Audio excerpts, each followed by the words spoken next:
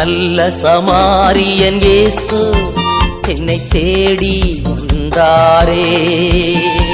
நல்ல சமாரியன் இயேசு என்னை தேடி வந்தாரே. Praise the Lord. தந்தை மகன் தூயாவின் பேராலே பரலோக பிதாவே நாமச்சுதராக ராஜ்யம் வருக சித்தம் பரலோகம் செய்வது போல பூலோகம் செய்வதாக எங்கள் அனுதனவை எங்களுக்கு நிகழ்த்தலும் எங்களுக்கு தீமை செய்வதை நாங்கள் பொறுத்து போல எங்களுக்கு பாவப்படுத்தலும் எங்களை சோதனைகளாலையும் தீர்த்தலும் ஆமென்.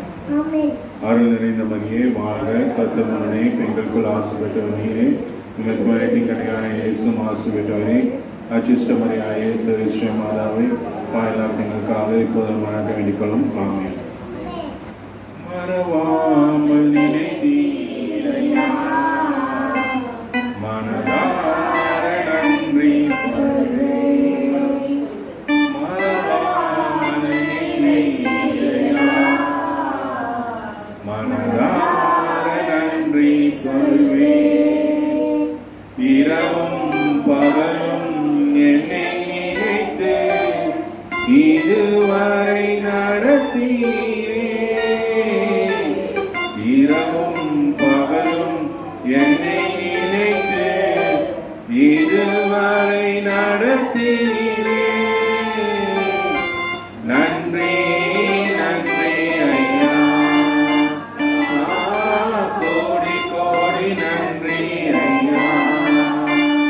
நன்றி நன்றி ஐயா, கோடி கோடி நன்றி ஐயா. மறவாமல் ஐயா மனதார நன்றி சொல்வேன். எபினேசர் நீதானையா இதுவரை உதவினீரே. எபினேசர் நீதானையா இதுவரை உதவினீரே. எல்லோரும் எல்லோரும் என்னையும் கண்டீரே. எப்படி நான் நன்றி சொல்வேன். எல்லோரும் எல்லோரும் என்னையும் கண்டீரே. எப்படி நான் நன்றி சொல்வேன். நன்றி நன்றி ஐயா, கோடி கோடி நன்றி ஐயா. நன்றி நன்றி ஐயா, கோடி கோடி நன்றி ஐயா. மறவாமல் நினைத்தீரையா மனதார நன்றி சொல்வேன். பலவீன நேரங்களில் பலன் தந்தீரையா. என் பலவீன நேரங்களில் பலன் தந்தீரையா. சுகமானேன் சுகமானேன் தழும்புகளால் சுகமானேன் என் குடும்ப மருத்துவமீரே. சுகமானேன் சுகமானேன் தழும்புகளால் சுகமானேன் என் குடும்ப மருத்துவமீரே. நன்றி நன்றி ஐயா, கோடி கோடி நன்றி ஐயா. நன்றி நன்றி ஐயா, கோடி கோடி நன்றி ஐயா. மறவாமல் நினைத்தீரையா மனதார நன்றி சொல்வேன். தடைகளை உடைத்தீரையா தள்ளாட விடவில்லை. தடைகளை உடைத்தீரையா தள்ளாட விடவில்லையே. சோர்ந்து போன நேரமெல்லாம் தூக்கி என்னை சுமந்து வாக்கு தந்து தேற்றினீரே. சோர்ந்து போன நேரமெல்லாம் தூக்கி என்னை சுமந்து வாக்கு தந்து தேற்றினீரே. நன்றி நன்றி ஐயா, கோடி கோடி நன்றி ஐயா. மறவாமல் நினைத்தீரையா, மனதார நன்றி சொல்வேன். குறைவுகள் அனைத்தையுமே மகிமையில் நிறைவாக்கினீர். என் குறைவுகள் அனைத்தையுமே மகிமையில் நிறைவாக்கினீர். ஊழியம் செய்வதற்கு போதுமான பணம் தந்து மீதம் மீதம் எடுக்க செய்தீர். ஊழியம் செய்வதற்கு போதுமான பணம் தந்து மீதம் மீதம் எடுக்க செய்தீர். நன்றி நன்றி ஐயா, கோடி கோடி நன்றி ஐயா. நன்றி நன்றி ஐயா, கோடி கோடி நன்றி ஐயா. மறவாமல் நினைத்தீரையா, மனதா நன்றி சொல்வேன். ஸ்தோத்திரிக்கிறோம் ஆண்டவரே, ஸ்தோத்திரம் ஆண்டவரே, ஸ்தோத்திரம் ஆண்டவரே, ஸ்தோத்திரம் ஆண்டவரே. தேவனே, இந்த மாலை வேலைக்காக நன்றி அப்பா, நன்றி அப்பா, நன்றி அப்பா. தேவனே, ஸ்தோத்திரம் ஸ்தோத்திரம் ஸ்தோத்திரம் ஸ்தோத்திரம் ஸ்தோத்திரம் ஸ்தோத்திரம். இம்மட்டும் எங்களை வழிநடத்த தேவன், இனியும் எங்களை வழிநடத்துவீர் ஆண்டவரே. ஆம் ஆண்டவரே, ஸ்தோத்திரம் அப்பா, ஸ்தோத்திரம் அப்பா, ஸ்தோத்திரம் அப்பா. தேவனே, இந்த வருடத்தில் தேவனே, இந்த 4ஆம் மாதம் இறுதி நாட்களில் தேவனே எங்களை காண செய்வீரே. அதுக்காக நன்றி அப்பா, நன்றி அப்பா, நன்றி அப்பா, நன்றி அப்பா. அநேகர் இந்த நாட்களை காணல ஆண்டவரே, ஆனால் நீங்கள் எங்களை காண செய்தீர் ஆண்டவரே. அதுக்காக நன்றி ஆண்டவரே, இந்த கிருபைக்காக நன்றி ஆண்டவரே. ஆம் ஆண்டவரே, ஸ்தோத்திரம் ஸ்தோத்திரம் ஸ்தோத்திரம் ஸ்தோத்திரம் ஸ்தோத்திரம் ஸ்தோத்திரம் ஸ்தோத்திரம் அப்பா. ஆம் ஆண்டவரே, ஸ்தோத்திரம் ஸ்தோத்திரம் ஸ்தோத்திரம். எங்கள் பலவீன நேரங்களில் எங்களை பலப்படுத்தினீரே, அதுக்காக நன்றி ஆண்டவரே. ஆம் ஆண்டவரே, சுகவீன நேரத்தில் எங்களை சுகப்படுத்தினீரே, அதுக்காக நன்றி அப்பா. நன்றி நன்றி நன்றி நன்றி நன்றி நன்றி நன்றி நன்றி ஆண்டவரே. அநேக காரியங்கள் எங்களோடு இருந்து எங்களை வழிநடத்தி நிற்கிறீரே, அதுக்காக நன்றி அப்பா. ஆம் ஆண்டவரே, ஸ்தோத்திரம் ஸ்தோத்திரம் ஸ்தோத்திரம் ஸ்தோத்திரம் ஸ்தோத்திரம் ஸ்தோத்திரம் ஸ்தோத்திரம் ஸ்தோத்திரம் ஆண்டவரே. நாங்கள் ஒன்றும் இல்லப்பா, ஆனால் நீங்க தான்ப்பா எங்களோடு இருக்கிறீர். நாங்கள் விசுவசிக்கிறோம் ஆண்டவரே, விசுவசிக்கிறோம் ஆண்டவரே. ஆம் ஆண்டவரே, ஸ்தோத்திரம் ஸ்தோத்திரம் ஸ்தோத்திரம் ஸ்தோத்திரம் ஸ்தோத்திரம் ஸ்தோத்திரம் ஸ்தோத்திரம் ஸ்தோத்திரம். தேவனே, உம்மால் எல்லாம் கூடும் ஆண்டவரே, கூடாத காரியம் ஒன்றும் இல்லை ஆண்டவரே. ஆம் ஆண்டவரே, தேவனே, இந்த நல்ல சமாரிய ஊழியங்களை பார்த்து வைக்கிறோம் ஆண்டவரே. தேவதாமே நீ பொறுப்படுத்திக் கொள்ளும் ஆண்டவரே. ஸ்தோத்திரம் ஸ்தோத்திரம் ஸ்தோத்திரம். தேவனே, அல்லேலூயா. தேவனே, தேவனே, உமது கிருபை, உமது கரம் இந்த ஊழியத்தின் மேல இருக்கட்டும் ஆண்டவரே. ஸ்தோத்திரம் ஸ்தோத்திரம் ஸ்தோத்திரம் ஸ்தோத்திரம். இன்னும் அநேகருக்கு தேவனே உமது வார்த்தைகளை எடுத்து சொல்ல தேவனே, இங்க இருக்கிற ஒவ்வொருத்தரையும் எடுத்து பயன்படுத்தும் ஆண்டவரே. ஹல்லேலூயா, ஹல்லேலூயா, ஹல்லேலூயா, ஹல்லேலூயா, ஹல்லேலூயா, ஹல்லேலூயா, ஹல்லேலூயா, ஹல்லேலூயா, ஹல்லேலூயா, ஹல்லேலூயா. ஸ்தோத்திரம் ஸ்தோத்திரம் ஸ்தோத்திரம் ஸ்தோத்திரம் ஸ்தோத்திரம் ஸ்தோத்திரம் ஸ்தோத்திரம் ஆண்டவரே. தேவனே, ஸ்தோத்திரம் அப்பா, ஸ்தோத்திரம் அப்பா, ஸ்தோத்திரம் அப்பா, ஸ்தோத்திரம். உம்மால் எல்லாம் கூடும் ஆண்டவரே, கூடாத காரியம் ஒன்றும் இல்லை ஆண்டவரே. ஸ்தோத்திரம் அப்பா, ஸ்தோத்திரம் ஸ்தோத்திரம் ஸ்தோத்திரம் ஸ்தோத்திரம். ஹல்லேலூயா, ஹல்லேலூயா, ஹல்லேலூயா, ஹல்லேலூயா, ஹல்லேலூயா, ஹல்லேலூயா. ஒரே ஒரு வசனம், சீராக் ஆகமம் 33வது வசனம், 33ஆம் அதிகாரம் 13-14. Sirach chapter 33 verses 13 and 14. Those who fear the Lord will live because they put their trust. 34, chapter 34. Those who fear the Lord will live because they have put their trust in the one who can save them. Fear the Lord and you will have nothing else to fear.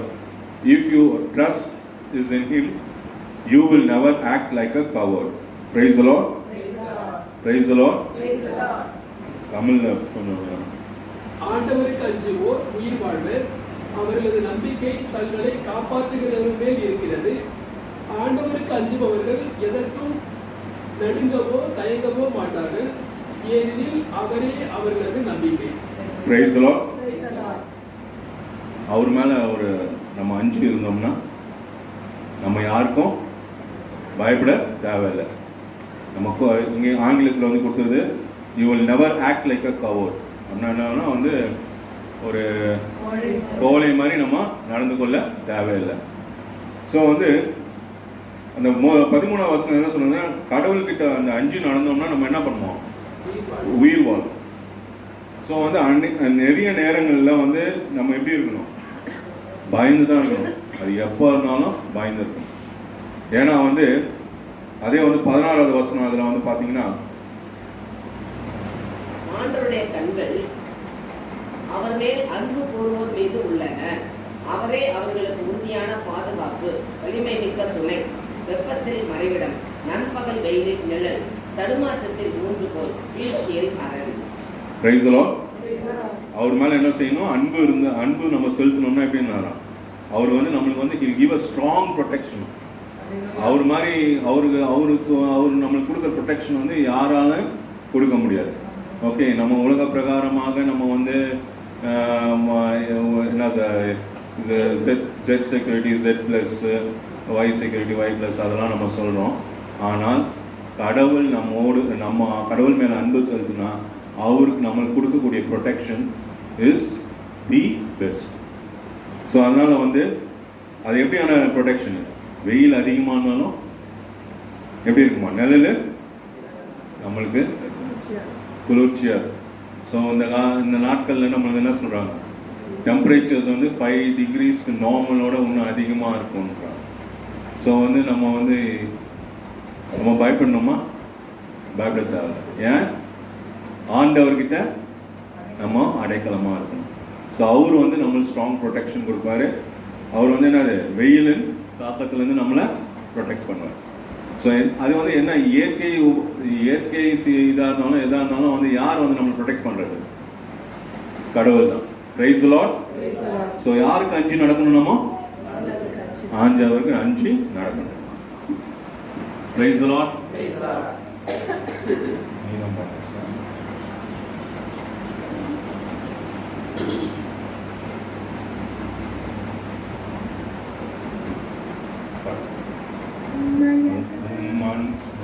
உம்மழகான கண்கள் என்னை கண்டதாலே, நினைத்த நானும் உயிர் வாழ்கின்றேன். உம்மழகான கண்கள் என்னை கண்டதாலே, முடிந்ததென்று நினைத்த நான் உயிர் வாழ்கின்றேன். யாரும் அறியாத என்னை நன்றாய் வந்த நல்ல நேசரே, யாரும் அறியாத என்னை நன்றாய் அறிந்து தேடி வந்த நல்ல நேசரே, உம்மழகான கண்கள் என்னை கண்டதாலே, முடிந்ததென்று நினைத்ததால் உயிர் வாழ்கின்றேன். தூக்கி எறியப்பட்ட என்னை வேண்டுமென்று சொல்லி சேர்த்து கொண்ட நல்ல நேசரே, தூக்கி எறியப்பட்ட என்னை வேண்டுமென்று சொல்லி சேர்த்து கொண்ட நல்ல நேசரே, உம்மழகான கண்கள் என்னை கண்டதாலே, முடிந்ததென்று நினைத்ததால் உயிர் வாழ்கின்றேன். ஒன்றும் இல்லாத என்னை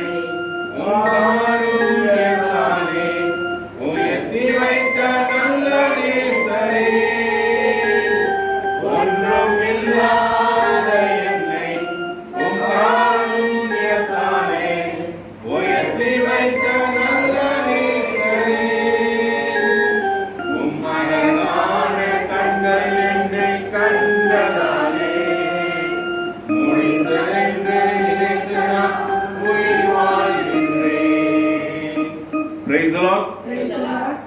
ஸோ யாரோட கண்கள்ல நம்ம இருக்கணும்? ஆண்டவரோட கண்கள்ல நம்ம தயவு. Praise the Lord. Praise the Lord. Praise the Lord. Hallelujah. Hallelujah. Hallelujah. அதே வந்து சீராக் 30ஆம் அதிகாரம் 14வது வசனம் 14-15. உடல் நலமும் வலிமையும் கொண்ட ஏழையே நோயுற்ற செல்வரினும் மேலானோர். உடல் நலமும் உறுதியும் பொன்னையும் விட சிறந்தது. கட்டமைந்த உடல் அளவற்ற செல்வத்திலும் சிறந்தது. Praise the Lord. ஸோ வந்து அநேகர் வந்து நம்ம அந்த நாட்களில் வந்து பார்த்தீங்கன்னா வந்து என்னது இப்போ வந்து எக்கனாமிக்ஸில் ஒரு டேர்ம் இருக்குது. The poor become poorer, the rich become richer. So ஆக்சுவலாக வந்து என்ன இங்கே சொல்லுதுன்னா, it is better to be poor but strong and healthy than to be rich. So வந்து நம்ம என்னது எளிமையாக இருக்கிறதே நல்லது. அதே போல் 15வது வசனம் என்ன சொல்லுது? எப்படி இருக்கணுமா ஒருத்தரோட உடல்? A sound and healthy body and a cheerful attitude. தமிழ்ல அது என்ன சொல்லியிருக்குன்னு தெரியல. உறுதியும் பொன்னை விட சிறந்தவை, கட்டமைந்த உடல் அளவற்ற செல்வத்தினும் சிறந்தது. ஸோ வந்து உலக பிரகாரமான சொத்தை வைத்து நம்ம என்ன இருக்க முடியாது? சந்தோஷமா இருக்க முடியாது. அது மட்டும் இல்லை, உலக பிரகாரமான சொத்தை வச்சுக்கிட்டு நம்ம வந்து என்னது நம்ம உடல் வந்து நிராகரமாக இருக்கணும்னு நம்ம சொல்ல முடியாது. ஸோ அதனால் வந்து எப்படி இருக்கணும்னா, நம்ம வந்து அந்த 19வது வசனம் பாருங்க. காணிக்கையால் சிலைக்கு வரும் பயன் என்ன? அது உண்பதும் இல்லை, நுகர்வதும் இல்லை. ஆண்டவரால் தண்டிக்கப்படுவரும் இதை போன்றவரே. Praise the Lord. ஆக்சுவலாக வந்து நம்மளோட நிறைய இடத்துல வந்து நம்ம என்ன பார்ப்போம்னா வந்து என்ன பண்ணுவாங்க, எல்லாம் வந்து படையல் போடுவாங்க. படையல் யாருக்கு? ஒரு சிலைக்கு கொண்டு போய் முன்னாடி வைப்பாங்க. இங்கே வந்து என்ன கிளியராக சொல்லுது? என்ன சொல்லுது? There is no point in offering food to an idol. So வந்து பயன் இல்லை. ஏன்னா அது வந்து என்ன பண்ண முடியாது, சாப்பிடவும் முடியாது, அது ஸ்மெல் பண்ணவும் முடியாது, எதுவும் பண்ண முடியாது. ஸோ அதனால் வந்து நம்ம வந்து எந்த சமயங்கள்லையும் வந்து என்ன பண்ணுறது, சிலை வழிபாட்டை நம்ம மேற்கொள்ளணும். இப்போ ஆப்ரஹாம் வந்து ஆக்சுவலாக வந்து அவங்களோட ஃபேமிலி வந்து ஆக்சுவலாக ஃபர்ஸ்ட் எப்படி இருந்தாங்க? அவங்க வந்து ஐடல்ஸ்லாம் செஞ்சுட்டு இருந்தாங்க, சிலையெல்லாம் செஞ்சுட்டு இருந்தாங்க. கடவுள் என்ன சொல்கிறாரு? அங்கேருந்து நீ வெளியில் வா. ஸோ அதே போல தான் நம்மளும் வந்து ஒரு சில சமயங்களில் வந்து இன்னும் அந்த பழைய இதுலேயே வந்து நம்ம இருக்கிறோம். நம்மளும் எப்படி வரணும்? வெளியே. ஸோ அதான் வந்து there is no point in offering anything to idols. So இது வந்து நம்ம வந்து வசனங்கள் மூலமாக சொல்லப்படுது. ஆக்சுவலாக வந்து நம்ம என்ன சொல்லுவோம், இந்த கேத்தலிக் சர்ச்சில் அந்த மாதிரி கிடையாது அப்படிலாம் சொல்லுவாங்க. ஆனால் வந்து இந்த சீராக் புக் வந்து எந்த பைபிள்? Catholic Bible.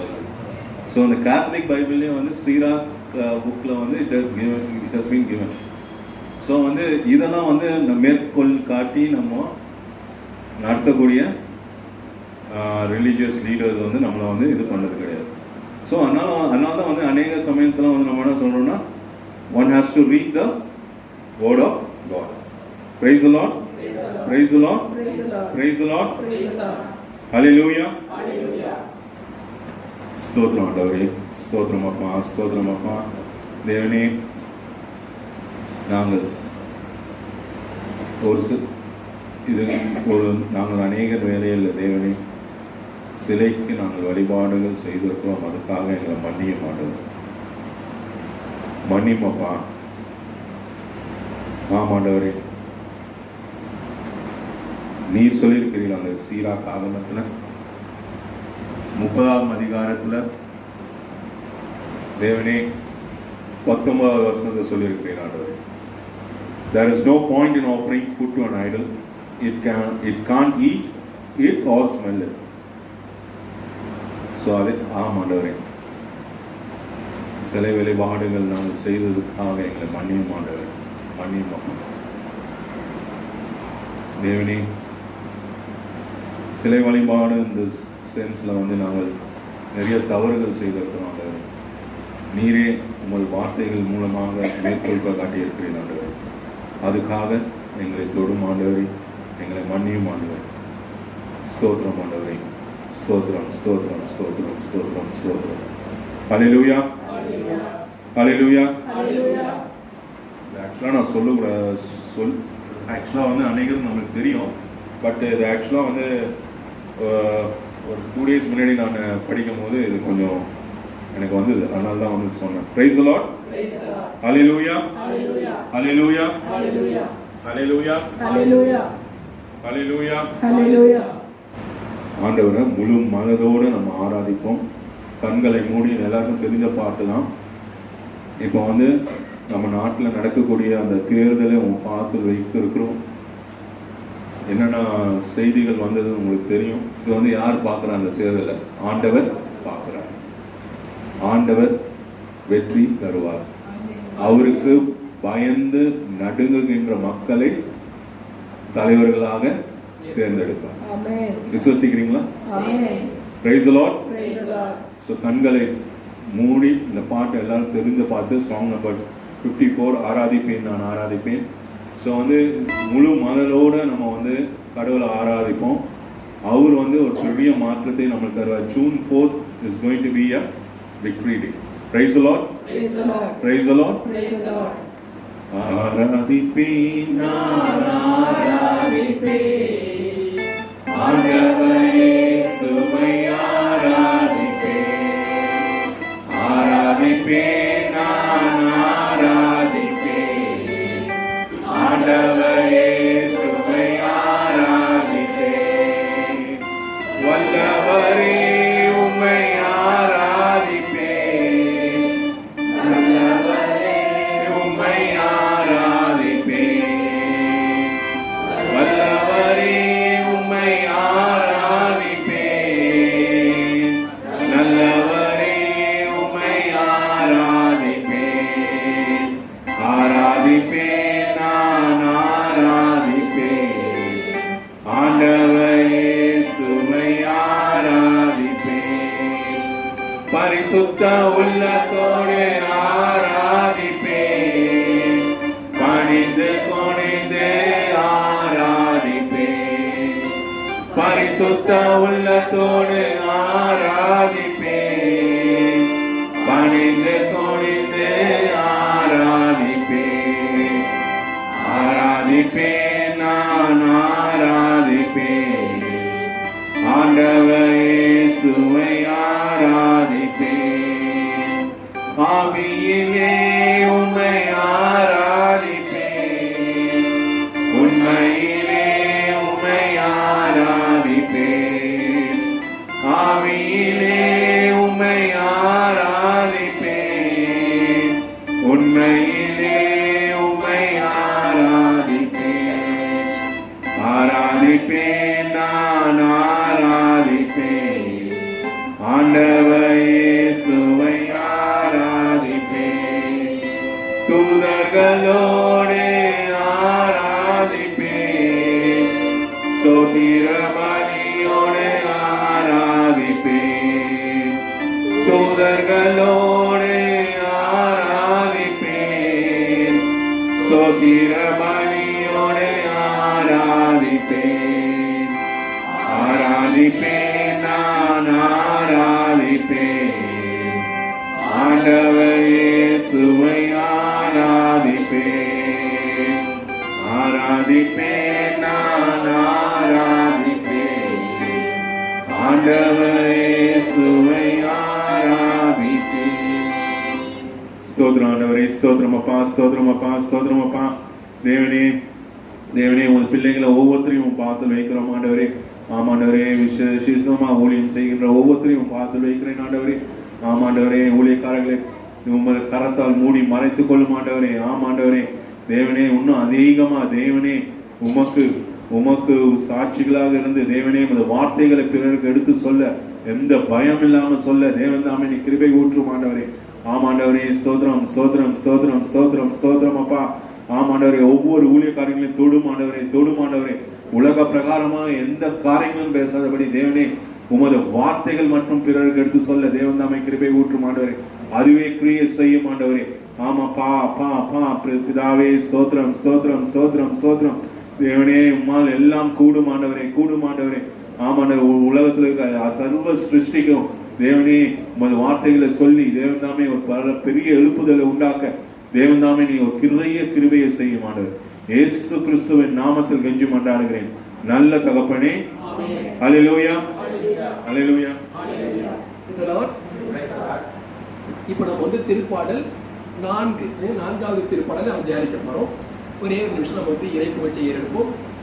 ஹல்லேலூயா, ஹல்லேலூயா, ஹல்லேலூயா, ஹல்லேலூயா. ஸ்தோத்திரம் ஆண்டவரே, ஸ்தோத்திரம் ஸ்தோத்திரம் ஆண்டவரே, ஸ்தோத்திரம் ஆண்டவரே, ஸ்தோத்திரம் ஆண்டவரே. நன்றி ஆண்டவரே, நன்றி ஆண்டவரே, நன்றி ஆண்டவரே, நன்றி ஆண்டவரே. கோடி நன்றி, கோடி நன்றி, கோடி நன்றி. நன்றி தந்தையே, நன்றி இயேசுவே, நன்றி தூய் ஆவியாரே, மூவர் இறைவா உமக்கு நன்றி கூறுகிறோம். நன்றி ஆண்டவரே, நன்றி ஆண்டவரே, நன்றி ஆண்டவரே. எங்களுக்கு உண்மை புகழ ஒரு வாய்ப்பு கொடுத்தீரே ஆண்டவரே. உன் சமூகத்திலே எங்களுக்கு இந்த மாலை வேளையிலே ஆண்டவரே, ஆண்டவரே நாளிலே, இந்த உயிர்ப்பு நாளிலே ஆண்டவரே உமது பாதத்தில் அமர ஆண்டவரே உம்மை புகழ உம்மை ஆராதிக்க ஒரு வாய்ப்பு கொடுத்தீரே உமக்கு நன்றி சுவாமி. ஆண்டவரே, அது இந்த மாலை நேரத்திலே ஆண்டவரே எமாவசீடர்களோடு நீ நடந்தீரே, மறை நூலை தெளிவாக்கினீரே ஆண்டவரே உமக்கு நன்றி. ஆண்டவரே, அப்பத்தை பிற்கும் பொழுது அவர்களுக்கு உண்மை வெளிப்படுத்தினீரே ஆண்டவரே உமக்கு நன்றி. ஆண்டவரே, அதே ராத்திரியிலே ஆண்டவரே அவர்கள் திரும்பி வரவும் உண்மை வெளிப்படுத்தவும் சீடர்களோடு உமது மகிழ்ச்சியை பகிர்ந்து கொள்ளவும் ஆண்டவரே உதவி செய்தீரே உமக்கு நன்றி. இந்த மாலை பொழுது ஆண்டவரே நாங்கள் உம்மோடு செலவிட ஆண்டவரே எங்களுக்கு பிரயோஜனம் உள்ளதாக ஆண்டவரே உம்மை ஆராதிக்க எங்களுக்கு கொடுத்த வாய்ப்புக்காக நன்றி கூறுகிறோம். நன்றி ஆண்டவரே, நன்றி ஆண்டவரே, கோடி நன்றி, கோடி நன்றி. ஆமென். விண்ணுலகில் இருக்கிற எங்கள் தந்தையே, உமது பெயர் தூயது என போற்றப்படுக, உமது ஆட்சி வருக, உமது திருவுளம் விண்ணுலகில் நிறைவேறுவது போல மண்ணுலகிலும் நிறைவேறுக. எங்கள் அன்றாட உணவை இன்று எங்களுக்கு தாரும். எங்களுக்கு எதிராக குற்றம் செய்வோரை நாங்கள் மன்னிப்பது போல எங்கள் குற்றங்களை மன்னியும். எங்களை சோதனைக்குட்படுத்தாதையும் தீமையிலிருந்து விடுவித்தருளும். ஆமென். திருப்பாடல் 4ஆம் திருப்பாடல் நாம் படிப்போம். மாலை மன்றாட்டுன்னு அதுக்கு பேர் வச்சிருக்காங்க. எனக்கு நீதி வழங்குகின்ற கடவுளே, நான் மன்றாடும் பொழுது எனக்கு பதிலளித்தருளும். நான் நெருக்கடியில் இருந்த பொழுது நீர் எனக்கு துணை புரிந்தீர். இப்பொழுதும் எனக்கு இறங்கி என் வேண்டுதலுக்கு செவிசாய்த்தருளும். மானிடரே, எவ்வளவு காலம் எனக்குரிய மாட்சியை இழுக்குக்கு கொண்டு வருவீர்கள்? எனக்குரிய மாட்சிக்கு இழுக்கை கொண்டு வருவீர்கள். எவ்வளவு காலம் வெறுமையை விரும்பி பொய்யானதை நாடி செல்வீர்கள்? ஆண்டவர் என்னை தம் அன்பனாக தேர்ந்தெடுத்துள்ளார். நான் மன்றாடும் பொழுது அவர் எனக்கு செவிசாய்க்கின்றார். இதை அறிந்து கொள்ளுங்கள். சினமுற்றாலும் பாவம் செய்யாதிருங்கள். படுக்கையில் உங்கள் உள்ளத்தோடு பேசி அமைதியாயிருங்கள். முறையான பலிகளை செலுத்துங்கள். ஆண்டவரை நம்புங்கள். நலமானதை எங்களுக்கு அருள யார் உளர் என்று கேட்பவர் பலர். ஆண்டவரே, எங்கள் மீது உமது முகத்தின் ஒளி வீசும்படி செய்தருளும். தானியமும் திராட்சை ரசமும் நன்கு விளையும் காலத்தில் அடையும் மகிழ்ச்சியை விட மேலான மகிழ்ச்சியை நீர் என் உள்ளத்திற்கு அளித்தீர். இனி நான் மன அமைதியுடன் படுத்துறங்குவேன். ஏனெனில் ஆண்டவரே, நான் தனிமையாய் இருந்தாலும் நீரே என்னை பாதுகாப்புடன் வாழ செய்கின்றீர். ஆமென். அன்புள்ள சகோதரர்களே, இப்பொழுது நாம் கேட்ட இந்த திருப்பாடல் 8 வசனங்கள் இருக்குது. இது வந்து மாலை மன்றாட்டு அப்படி சொல்லி இதுல குறிக்கப்பட்டிருக்கிறது. இந்த முதல் வசனத்தை பாருங்க. எனக்கு நீதி அருள்கின்ற கடவுளே. அப்ப கடவுள் வந்து நீதி அருள்கின்ற கடவுள். அவரிடம் வந்து அவர் வந்து அவருடைய பேச்சு வந்து ஆம் என்றால் ஆம் எனவும், இல்லை என்றால் இல்லை எனவும் இருக்கும். அவர் வந்து ஆள் பார்த்தோ முகஸ்துதி செய்பவர் அல்ல. எனவே அவர் வந்து அவருடைய தீர்ப்புகள் எல்லாம் நீதியானவை. நாம் அவற்றை போய் நிற்கும் பொழுது நீதியானதை மட்டும்தான் அவர் செய்வார்.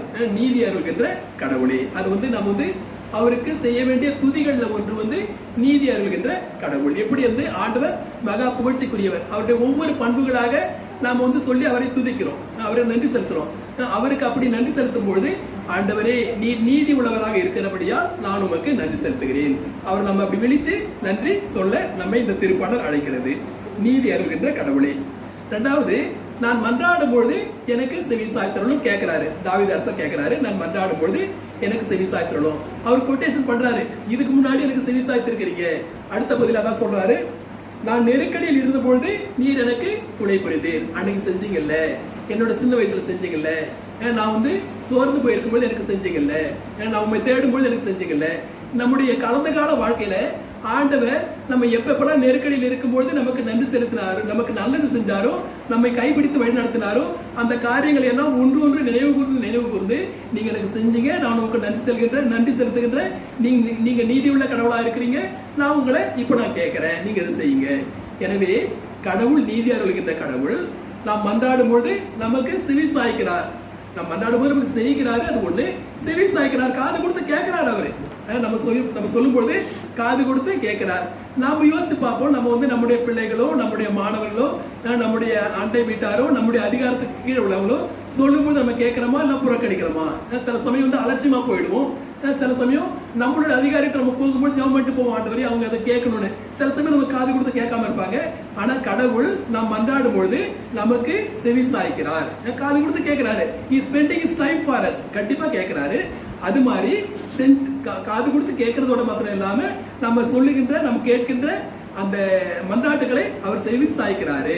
அப்ப நீங்க நம்முடைய சிறு வயதிலிருந்து, நம்முடைய பிறப்பிலிருந்து இது வரைக்கும் நமக்கு எவ்வளவோ காரியங்களை அவர் செஞ்சிருக்காரு. ஒண்ணு ஒண்ணா எடுத்து சொல்லி நம்ம நன்றி சொல்லிட்டு, நீங்க இது மாதிரி எல்லாம் செஞ்சிருக்கீங்க, இன்னைக்கு இந்த காரியத்தை நீங்க செய்யுங்க அப்படி நம்ம கேட்க சொல்லி இந்த திருப்பாடல் நமக்கு சொல்லி தராரு.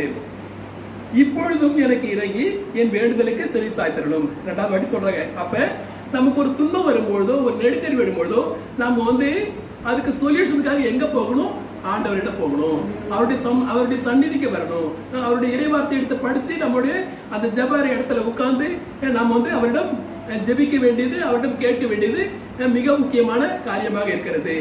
நாம வந்து கடவுள்கிட்ட போய் உட்காரணும். உட்கார்ந்து கேட்கும்பொழுது கண்டிப்பாக அவர் செய்வார். அதுக்கடுத்தது அதை விட்டுட்டு நம்ம சாதாரணமா என்ன செய்யறோம்? மற்ற சிலைகள்கிட்ட போடுறோம், இல்லாட்டி அடுத்தவங்கள்ட்ட ஓடுறோம். அவருக்கு செய்ய வேண்டிய அந்த புகழ்ச்சியை, அவருக்கு பொருந்தாத காரியங்களை ஈடுபட்டு நம்ம செய்யறோம். அதாவது அடுத்த வசனத்தில் சொல்றாங்க, மானிடரே எவ்வளவு காலம் எனக்குரிய மாட்சிக்கு இழுக்கை கொண்டு வருவீர்கள், எவ்வளவு காலம் வெறுமையை விரும்பி பொய்யானதை நாடி செல்வீர்கள். அப்ப கடவுள் தான் நமக்கு செய்யறாரு. நம்முடைய தேவைகளையும் நம்முடைய காரியங்களை நமக்காக செய்து முடிப்பவர் அவரே. நீங்கள் எண்ண முடியாத பெருங்காரியங்களை, ஆராய முடியாத பெரிய காரியங்களை செய்கிறவர் அவராக தான் இருக்கிறார். அதை விட்டுட்டு என்னுடைய வல்லமையால நான் செஞ்சேன், என்னுடைய ஆற்றலால நான் செஞ்சேன், என்னுடைய சாதுரியத்தால நான் செஞ்சேன் அப்படின்னு நம்ம வந்து எண்ண முடியாது. எவ்வளவு காலம் நீங்க வந்து வெறுமையானதை தேடிட்டு போடுவீங்க, அது உங்களுக்கு செஞ்சு தரல. உங்களுடைய ஞானத்தால நீங்க செய்யல, உங்களுடைய பலத்தால, உங்களுடைய சக்தியால, உங்களுடைய அனுபவத்தால நீங்க எதுவும் செய்ய முடியாது, உங்களால அது சாதிக்க முடியாது. எனவே ஆண்டவர் உங்களோட இருக்கும்பொழுது, நீங்க ஆண்டவர்கிட்ட கேட்கும் பொழுது, அவர் உங்களுக்கு நாம் விரும்புவதாலோ நாம் நினைப்பதாலோ அல்ல, ஆண்டவர் இரக்கம் காட்டுவதாலே எல்லாம் ஆகிறது. நேற்று கூட ஒரு வாசம் படிச்ச நானு, நாம் விரும்புவதாலோ நாம் சிந்திப்பதாலோ இல்ல, ஆண்டவர் இரக்கம் காட்டுவதாலேயே எல்லாம் நடக்கிறது. அப்ப அவருக்கு நம்ம நன்றி சொல்லணும்.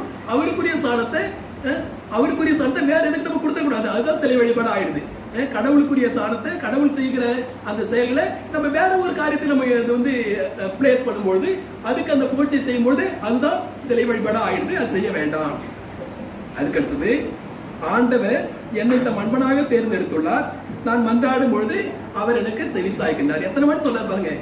நான் கேட்கும் பொழுது செவி சாய்க்கிறாரு, சின்ன வயசுல இருந்து எனக்கு சொல்லிட்டு வராரு, எனக்கு செய்யறாரு. அதை நினைச்சு நான் திருப்பி அவருக்கு நன்றி சொல்லணும், என்னோட காரியங்களை கேட்கணும். திருப்பி இந்த வசனம் சொல்றாரு, நான் மன்றாடும் பொழுது எனக்கு செவி சாய்க்கிறாரு. 1 வாட்டி 2 வாட்டி 3 வாட்டி சொல்றாரு. இந்த திருப்பாடலை நீங்க கேட்கும் போது செவி சாய்க்கிறேன். எனவே தைரியம் சொல்றாரு கடவுள். நீங்க வந்து கேளுங்க, வேற எதுவும் நீங்க வந்து பெருசா செய்ய தவிர என்கிட்ட கேட்டா போதும். கேளுங்கள் கொடுக்கப்பட்டு சொல்லியிருக்காருல மத்திய நற்செய்தியில, அதை இங்க கன்ஃபார்ம் பண்றாரு. நீங்க கேளுங்க, நான் செவி சாய்ப்பேன், நான் உங்களுக்கு செய்வேன், நான் நீதி உள்ள கடவுளே. பிள்ளை வந்து அப்பம் கேட்கும்போது நான் வந்து கள்ள கொடுக்க மாட்டேன், நீங்க என்ன கேட்கிறீங்களோ நான் கொடுப்பேன். நீங்கள் வேண்டுவதற்கும் நினைப்பதற்கும் மேலாக பரிசுத்த ஆவியை தருவாரு. எனவே வந்து அவர் தருகின்ற கடவுள், கொடுத்து அமுக்கி குலுக்கி நன்றாய் அளந்து நம்முடைய மடியில போடுகின்ற கடவுள். நம் நினைப்பதற்கும் எண்ணுவதற்கு மேலாக நமக்கு தூயாவை தருகின்ற கடவுள். நம்ம கேட்போம். அதுக்கடுத்தது, சினமுற்றாலும் பாவம் செய்யாதிருங்கள். அது ரொம்ப முக்கியமானது. நம்ம கோவப்படும் பொழுது நம்ம வந்து டப்பு டப்புன்னு வார்த்தை விட்டுறோம், கோவப்பட்டு பேசுறோம். எபேசியர் 4வது அதிகாரம் 26வது வசனம் என்ன சொல்லுது? ஆங்கர் பட் சின் நாட், சினமுற்றாலும் பாவம் செய்யாதீர்கள், பொழுது சாய்வதற்குள் உங்கள் சினம் தணியட்டும். பொழுது போறதுக்கு முன்னாடி அவங்களோட நீங்க சமாதானம் ஆயிடுங்க. நம்ம படுக்கைக்கு போகும்போது ஒரு சமாதான குறைவோடு படுக்கைக்கு செல்லக்கூடாது. இதுல கடவுள் அதான் சொல்றாரு, சினமுற்றாலும் பாவம் செய்யாதீர்கள், படுக்கையில் உங்கள் உள்ளத்தோடு பேசி அமைதியா இருங்கள். அப்போ அந்த நபரை குறித்து நம்ம அந்த தேவையில்லாத வார்த்தைகள், அவதூறான வார்த்தைகள் சொல்றதை விட்டுட்டு நம்ம நம்முடைய உள்ளத்துல பேசி கடவுளோட பேசி அதுக்கு நம்ம சொல்யூஷன் கொண்டு வரணும். நம்ம மன்னிப்பு கேட்கணும். அப்படி கேட்கும்பொழுது கடவுள் அந்த சமாதான குறைகளையும் அந்த சினத்தையும் நம்மிடமிருந்து அவர் எடுத்து போடுவார். முறையான பலிகளை செலுத்துங்கள், ஆண்டவரை நம்புங்கள். இங்க பலியை பத்தி கடவுள் சொன்னாரு. அப்ப இந்த மாலை வேலையில பலி செலுத்த சொல்றாரு. முறையான பலிகளை கடவுளுக்கு செலுத்துங்கள். அப்ப 2 விதமான பலிகள். காலையில இறை புகழ்ச்சி பலி. காலை பலி பிரைஸ் அண்ட் வொர்ஷிப். காலையில எழுந்திருச்ச உடனே ஒரு 1/4 மணி நேரமோ 1/2 மணி நேரமோ நமக்கு இருக்கிற நேரத்தை பொறுத்து நாம் பிரைஸ் அண்ட் வொர்ஷிப் செய்யணும். அது காலை பலி. மாலை பலி என்னது? நம்ம செஞ்ச அன்றாட நம்ம செஞ்ச எல்லா செயல்களையும் ஆண்டவருடைய திருவுளத்துக்கு ஏற்ப நம்ம செய்த ஒவ்வொரு வேலைகளையும் அவருக்கு ஒப்பு கொடுத்து நம்ம நன்றி பலி செலுத்தணும். ஆண்டவரே, நீங்க என்னை பயன்படுத்தி இந்த வேலையெல்லாம் செய்ய வச்சீங்க, உங்களுக்கு நன்றி சொல்றேன். எனக்கு உடல் நலத்தை கொடுத்தீங்க, நான் உங்களுக்கு நன்றி சொல்றேன். எனக்கு இந்த பாடத்தை நல்லா எடுக்க கொடுத்தீங்க, நன்றி சொல்றேன். இன்னைக்கு நான் சமையல் நல்லா செஞ்சேன், அது எல்லாரும் சாப்பிட்டாங்க, நல்லா அது ஆரோக்கியமானதா இருந்தது, நான் நன்றி சொல்றேன். என்னை பயன்படுத்தினீங்க, உங்க வார்த்தை எடுத்து சொல்ல வச்சீங்க, நான் நன்றி சொல்றேன். இப்படியாக ஒவ்வொரு கிறிஸ்தவனும் காலை பலி நன்றி பலியாகவும், மாலை பலி காலை பலி இறை புகழ்ச்சியின் பலியாகவும், பிரைஸ் அண்ட் வொர்ஷிப் ஆகவும், மாலை பலி நன்றி பலியாகவும் நம்ம செலுத்தணும். அப்போ முறையான பலிகளை நாம் கடவுளுக்கு செலுத்தணும். ஆண்டவர் நமக்கு கொடுத்திருக்கிற மிஷன், நமக்கு கொடுத்திருக்கிற திட்டம் அதுதான். உங்களுக்கு இந்த நாள் உங்களுக்கு நான் கொடுத்திருக்கிறேன், அந்த காரியங்களை ஒழுங்கா செஞ்சு நீங்க கடவுளுக்கு நன்றி பலி செலுத்துங்கள். அதுக்கு அடுத்தது, நலமானது எங்களுக்கு அருள யார் உளர் என்று கேட்பவர் பலர். ஆண்டவரே, எங்கள் மீது உமது திருமுக ஒளி வீசும்படி செய்தரணும். அப்ப ஆண்டவருடைய ஒளி இருக்கும் பொழுது, ஆண்டவருடைய திருமுக ஒளி வீசும் பொழுது நமக்கு நல்ல காரியங்கள். நம்ம இந்த புத்தாண்டு ஆசிரியர் தான் சொல்றோம், ஆண்டவர் தமது திருமுகத்தை உம்மீது வீசி உமக்கு அருள் பொழிவாராக. 3 விதமான ஆசீர்வாதங்களை நம்ம தரோம். அமைதி அருள்வாராக, திருமுக ஒளி வீசி அருள் பொழிவாராக, அதே மாதிரி அமைதி கிரேஸ் அவருடைய அருளை பொழிவாராக. அப்ப ஆண்டவருடைய திருமுக ஒளி நம்ம பார்க்க முடியும். அதுக்கு அடுத்தது, தானியமும் திராட்சை ரசமும் நன்கு விளையும் காலத்தில் அடையும் மகிழ்ச்சியை விட மேலான மகிழ்ச்சியை நீர் என் உள்ளத்திற்கு அளித்தீர், நான் மன அமைதியுடன் படுத்துறங்குவேன். அப்ப தானியம் நமக்கு அப்பம் தேவை, திராட்சை ரசம் நமக்கு அந்த முகத்துக்கு பொலிவும் மனதிற்கு இனிமையும் தருகின்ற அந்த திராட்சை ரசம் தேவை. இது 2ஐயும் கொடுப்பவர் ஆண்டவர் தான். இது நிறைய விளையும் பொழுது நமக்கு கிடைக்கிற மேலான மகிழ்ச்சியை விட அதி உன்னதமான மகிழ்ச்சி ஆண்டவர் நமக்கு தருவார். எனவே அந்த 3வது திருப்பாடல்ல 5வது வசனம் ஒன்று வரும், நான் படுத்துறங்கி விழித்தெழுவேன், ஆண்டவரே எனக்கு ஆதரவு. நம்ம தூங்க போகும்போது அதை சொல்லிட்டு தூங்கணும். அதே மாதிரி இதுலயும் சொல்றாரு, நான் நிம்மதியா தூங்க போவேன், ஆண்டவர் தான் எனக்கு ஆதரவாக இருக்கிறார். எனவே ஆண்டவர் இந்த திருப்பாடல் வழியாக இந்த வசனங்களை எல்லாம் பேசுறாரு. உங்களுக்கு என்ன கஷ்டங்கள் இருந்தாலும், என்ன நெருக்கடி இருந்தாலும் என்கிட்ட கேளுங்க, நான் உங்களுக்கு செய்தி சாய்ப்பேன். நான் நீதி உள்ள கடவுளா இருக்கிறேன். உங்களுடைய சிறு வயது முதல், பிறப்பு முதல் இப்பொழுது வரை நீங்க என்னென்னலாம் நன்மையானதை பெற்றுக்கொண்டீர்களோ அதை எடுத்து சொல்லி நீங்க எனக்கு செஞ்சீங்கல்ல, அன்னைக்கு செஞ்சீங்க, இன்னைக்கு செய்யுங்க. ஏன்னா அந்த எபிரேயர் 13:8 சொல்றாரு, இயேசு கிறிஸ்து நேற்றும் இன்றும் என்றும் மாறாதவர். அப்ப அன்னைக்கு செஞ்சவர், நாசரேத்தூர்ல அன்னைக்கு செஞ்சவர், ஜெருசலேம்ல அன்னைக்கு செஞ்சவர், இன்னைக்கு செய்வாரு. அதே உயிருள்ள கடவுள் இன்னைக்கு நம்ம மத்தியில இருக்காரு. அப்ப மாறாத கடவுளா இருக்கிறீங்க, எனக்கு நீங்க இந்த காரியங்களை செய்வீங்க. நீங்கள் மன்றாடும் வெறுமையான சிலைகளுக்கோ மற்ற காரியங்களுக்கோ அவங்கதான் உங்களுக்கு இதை செய்யறாங்க, மேற்று மனிதர்கள் தான் செய்யறாங்க, இல்லாட்டி ஆளுகிறவர்கள் செய்யறாங்க அப்படின்னு நினைச்சிட்டு அவங்க பின்னாடி ஓடாதீங்க. என்னிட்ட கேளுங்க, நான் உங்களுக்கு செய்வேன். சினமுறாதிருங்கள், சினமுற்றாலும் பாவம் செய்யாதிருங்கள், உங்கள் படுக்கையில் உள்ளத்தோடு பேசி அமைதியாயிருங்கள். கடைசியா சொல்றாரு கடவுள், தானியமும் திராட்சை ரசமும் நன்கு விளையும் காலத்தில் அடையும் மகிழ்ச்சியை விட நான் உங்களுக்கு அதிகமான மகிழ்ச்சியை தருவேன், அதிகமான சந்தோஷத்தை தருவேன். உங்களது முறையான பலிகளை ஆண்டவருக்கு செலுத்துங்கள், சமாதானம் செஞ்சிருங்க, சினமுற்றாலும் பாவம் செய்யாதிருங்க. அப்ப ஒருத்தருக்கு ஒருத்தர் சமாதானமா இருங்க. சமாதானத்தோடு உங்களுடைய இறை புகழ்ச்சி பலியோ நன்றி பலியோ எனக்கு செலுத்துங்கள். இத கடவுள் கிட்ட பேசுறாரு. இப்படியாக நம்ம ஒவ்வொன்றையும் படிக்கும் பொழுது, அதை நம்ம தியானிக்கும் பொழுது ஒரு 2 காரியங்களை கடவுள் நமக்கு சிந்திக்க அழைக்கிறாரு. ஒண்ணு இந்த திருப்பாடல், இந்த வசனங்கள் இயேசு கிறிஸ்துவில் எப்படி நிறைவேறியது, அது நம்ம கேட்க வேண்டிய முதல் கேள்வி. ஏன்னா இயேசு கிறிஸ்து சொன்னார்ல, மோசேயிடம் பேசும்போது, நான் திருச்சட்டத்தையும் இறைவாக்குகளையும் நிறைவேற்றவே வந்தேன் அப்படி சொல்றாரு. அப்ப இந்த தாவீது ராஜா முன்னாடியே பாடி முடிச்சிட்டார் அந்த பாடலை. இந்த பாடல் இயேசு கிறிஸ்துவை எப்படி நிறைவேறியது அப்படி ஒரு கேள்வி கேட்டு பார்ப்போம். அப்ப இயேசு கிறிஸ்து சினமுற்றாரா? அவர் சினம் கொண்டு பாவம் செய்தாரா?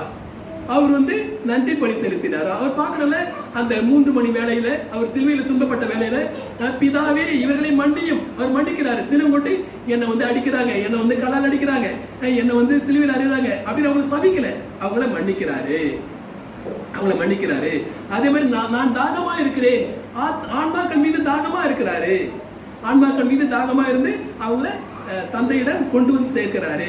கடைசி துளி ரத்தத்தை வரைக்கும் அந்த விழாவிலிருந்து சிந்துறாரு, திருச்சபையை மீட்கிறாரு. இப்படியாக அவர் ஒரு நன்றி பலியும் அவர் செலுத்துறாரு. அப்ப நம்முடைய இந்த வார்த்தைகள் இயேசு கிறிஸ்துல நிறைவேறுது. அவர் தந்தை கடவுள்கிட்ட மன்றாடுறாரு, என் நிறைவா ஏன் என்னை கைவிட்டி மன்றாடுறாரு. இப்படியாக நம்முடைய நெருக்கடி வேளையில் நாம் ஆண்டவரை நோக்கி மன்றாடவும், அவர் தான் நம்மளுடைய காரியங்களை எல்லாம் செய்து கொடுக்கிறார் அப்படின்னு நம்ம நினைக்கவும் அழைக்கிறாரு. இது இயேசு கிறிஸ்து நிறைவேறுது. இந்த வார்த்தைகள் நம்முடைய வாழ்க்கையில, ஒவ்வொருத்தரோட வாழ்க்கையில எப்படி நிறைவேறுது நம்ம கேட்டு பார்க்கணும். இந்த வார்த்தைகள் அன்னைக்கு நிறைவேறுச்சு, 2000 வருஷத்துக்கு முன்னாடி இயேசு கிறிஸ்து நிறைவேறுச்சு. அந்த வார்த்தைகள் விண்ணும் மண்ணும் ஒழிந்து போகும், என்னுடைய வார்த்தைகள் ஒழியவே ஒழியாது. அப்ப நாம கேட்கணும், என்னோட வாழ்க்கையில இந்த வார்த்தைகள் எப்படி நிறைவேற போகுது? நிறைவேறுமா? கண்டிப்பா நிறைவேறும். நான் என்னுடைய பிறப்புல இருந்து இப்ப வரைக்கும் நான் என்னென்னலாம் என்னுடைய நெருக்கடியில நான் ஆண்டவர்கிட்ட கேட்டிருக்கிறேன். கேட்டா கடவுள் செய்யறாரா? கண்டிப்பாக செய்கிறார். கண்டிப்பாக செய்யறோம். நம்ம நினைச்சு பார்ப்போம், இது வரைக்கும் என்னென்னலாம் நம்ம கடவுள்கிட்ட கேட்டிருக்கோம், செஞ்சிருக்காரா?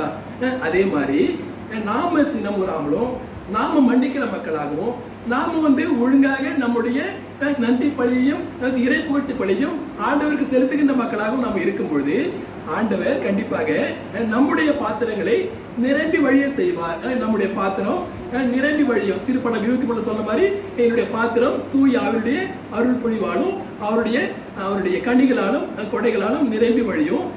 நன்கு அந்த திராட்சை ரசமும் அந்த அப்பமும் நன்கு கிடைக்கிற காலத்திலே நான் மகிழ்வதை விட, நான் ஆண்டவரை நம்பி இருக்கும் பொழுது, ஆண்டவரை நன்றியோடு சுதிக்கும் பொழுது என்னையும் ஆண்டவர் நிரப்புவார். ஆண்டுடைய வார்த்தை ஒரு நாளும் பொய்யாகாது. எனவே ஆண்டவருக்கு நன்றி கூறுவோம். நமக்கு இந்த மாலை நேரத்துல இந்த ஞாயிற்றுக்கிழமையை நல்ல முறையில் பயன்படுத்தவும், அவருடைய வார்த்தையை கேட்கவும் நமக்கு அனுமதியை அளித்த ஆண்டவருக்கு நம்ம நன்றி சொல்லி நாம் தொடர்ந்து இந்த வழிபாட்டில் பயணிப்போம். இறைவனுக்கு நன்றி கூறுவோம். ஆமீன். நான் உம்மை நேசிக்கிறேன், எங்கள் உயிரை பார்க்கிறோம். சேர்ந்து சொல்லுவோமா?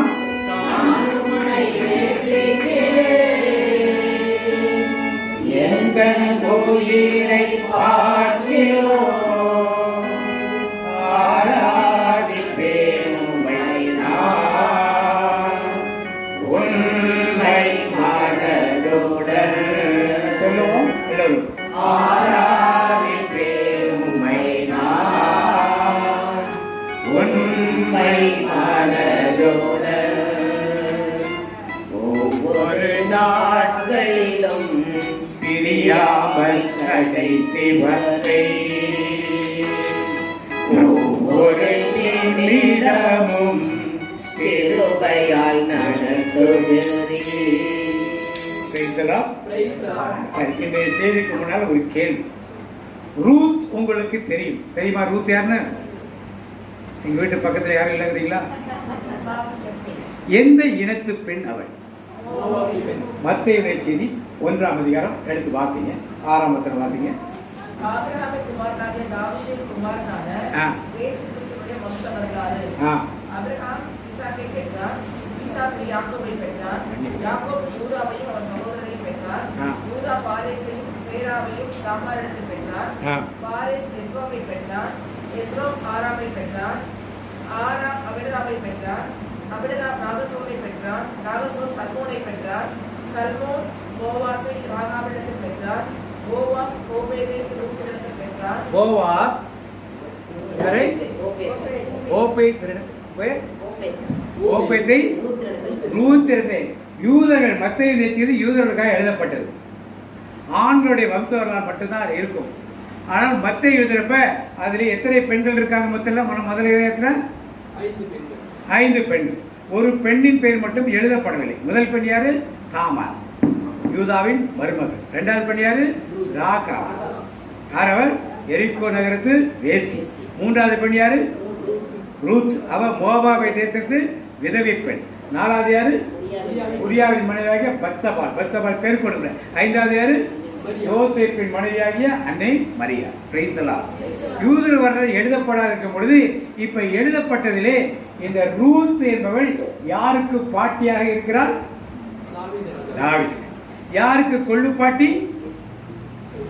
இயேசுவுக்கு கொள்ளுப்பாட்டி. எந்த இனத்தை சேர்ந்தவள் அவள்? மோவாபியர் பெண். மோவாபிய பெண் எப்படி யூத குலத்துக்குள்ள வர முடியும்? ஒரு மோவாபிய பெண் எப்படி யூத குலத்துக்குள்ள வர முடியும்? இஸ்ரவேல் மக்கள் எகிப்திலிருந்து வரும் பொழுது மோவாப் தேசத்துக்குள்ள போகாதன்னு சொன்னார் ஆண்டவர். சொல்லி சுத்திவான்னு சொன்னாரா? அப்படி அருவருத்த ஒரு குலத்தை எப்படி ஆண்டவர் தான் பிறப்பதற்குள்ள முன்னோர்களாக தேர்ந்து கொண்டார்? இதுதான் கேள்வி. யாரு? ரூத்தா. அவள் உள்ள கூட்டிட்டு வந்தது ஆண்டவர் தானே கூட்டு வந்தா? அவளா வந்தாள். ஆண்டவருடைய திட்டமா இல்ல அவளுடைய திட்டமா? ஏன் ஆண்டவர் மோவாபிய பெண்ணை, இஸ்ரவேல் பெண்ணே கிடைக்கலையா அவங்களுக்கு? அவ்வளவு மாதிரி வைராக்கியம் இஸ்ரவேல் பெண்ணே கிடைக்கலையா? ஏன் ரூத்தை உள்ள கொண்டு வந்தார்? அம்மோன் புத்திரரும் மோவாபிய புத்திரரும் 17 தலைமுறைக்கு விலக்கி வைக்க கடப்பார்கள் சொன்னார் மோசே. தலைமுறையெல்லாம் முடியல. அதுக்குள்ள எப்படி உள்ள வந்தா? அவள் மோவாப் நாட்டு அரசனுடைய மகள், ஒரு இளவரசி. அவளும் ஒருபாலும் மோவாப் தேசத்து ராஜாவுடைய இளவரசி. எல்மெலேக்கு அங்க போய் கல்யாணம் பண்றான்னா எல்மெலேக்கு எவ்வளவு பெரிய பிரபுவா இருந்திருப்பான், பணக்காரா இருந்திருப்பான். ஒரு நாட்டு இளவரசியை போய், அது அடுத்த தேசத்து நாட்டை போய் இளவரசியை கல்யாணம் பண்ணுதான். அவள் எப்படிப்பட்டவளா இருந்தால் இளவரசி அதை திரும்பி போனா கல்யாணம் பண்ணுறதுக்கு 1000 பேர் இருந்திருப்பான். அதை விட்டுட்டு யாரை தேடி வந்தார்?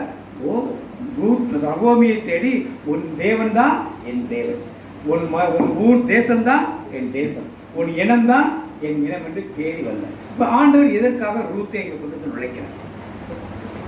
ரூத் புத்தகம் எங்க இருக்கு? எதுக்கு நடுவில் இருக்கு? நியாயாதிபதி நீதித்தலைவர்களுக்கும் 1 சாமுவேல். நீதித்தலைவர் வரை எல்லாரும் ஆசாரியர்களாக மட்டும் இருந்தார்கள். 1 சாமுவேல் அதிகாரத்தில் சாமுவேல் போன பிறகு எல்லாரும் ராஜாக்களாகவும் ஆசாரியர்களாக நபரார்கள். தாவீதிலிருந்து எல்லாரும் ஆரம்பிக்கப்படுகிறார். Price the Lord. அப்ப புறையினத்து மக்களுக்கு எங்கே இந்த திருச்சபையில் இடம் உண்டா? மீட்பின் திட்டத்திலே புறையினத்தாருக்கு இடம் உண்டா இல்லையா? இஸ்ரவேலுக்கு என்ன சொன்னாங்க? மீட்பு யாரிடத்திலிருந்து வருது? எங்களிடத்திலிருந்து தான் வருது. உண்மைதான். ஆனா அந்த மீட்பு இஸ்ரவேல் மக்களுக்கு மட்டுமா? யாருக்கு? எல்லாருக்கும் என்ற சத்தியத்தை உணர வேண்டும் என்பதற்காகத்தான் ஒரு மோவாபிய பெண்ணை எங்க கொண்டு நுழைக்கிறாங்க? ரட்சிப்பின் பாதையிலே முதல்ல கொண்டாந்து உள்ள நுழைச்சி இயேசுடைய வம்ச வரலாற்றை அவள் பெயரை வரும்படி ஆண்டவர் அங்கே செய்கிறார். Price the Lord. நீங்கள் நானும் என்ன இனம்? யூத இனமா? எந்த இனம்? புறை இனம். நீங்களும் நானும் திருச்சபைக்குள் ஆண்டவருக்குள் வருவதற்கு யார் முன் அடையாளம்? இங்கே ரூத் ஒரு முன்னேற்றம். இன்னைக்கு இஸ்ரவேல் யாராவது சொல்ல முடியுமா புறையினத்தாருக்கு ரட்சிப்பு கிடையாதுன்னு சொல்ல முடியுமா? அவர்கள் என்ன இயேசு கிறிஸ்து இதுவரைக்கும் என்ன ஏற்றுக்கொள்ளல, அது வேற விஷயம். ஆனால் ஏற்றுக்கொண்ட யூதர்கள் பலர் இருக்கிறார்கள்.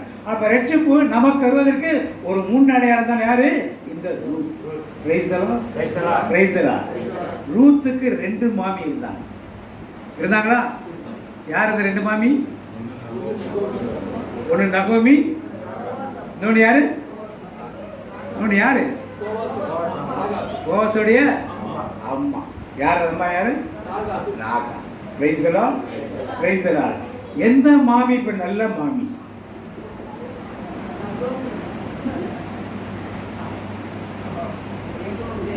எபிரேயர் 11ஆம் அதிகாரத்தில் யார் பேர் இருக்கு? ராகா பேர் இருக்கு. நகோமி பேர் இருந்துச்சா? ஏன் இல்ல? தாவீது தான் கிறிஸ்தவர்கள் சொல்லிக் கொண்டிருக்கிறார். மத்தேயுவே ராகா பேர் மத்தேயுவே யார் பேர் இருக்கு? ராகா பேர். யார் பேர் இல்ல? நகோமி பேர் இல்ல. அவர் இஸ்ரவேல் பிறப்பு பெண். ஆனா இல்ல, நீங்களும் நானும் இங்கே கிறிஸ்தவர்கள் பெருமைப்பட்டுக் கொண்டிருக்கலாம். ஆனால் பரலோகத்தில் லிஸ்ட்ல யார் பேர் இருக்குதான்? உரையிடத்தாளியர் யாரு? ரூத்து பேர் இருக்கு.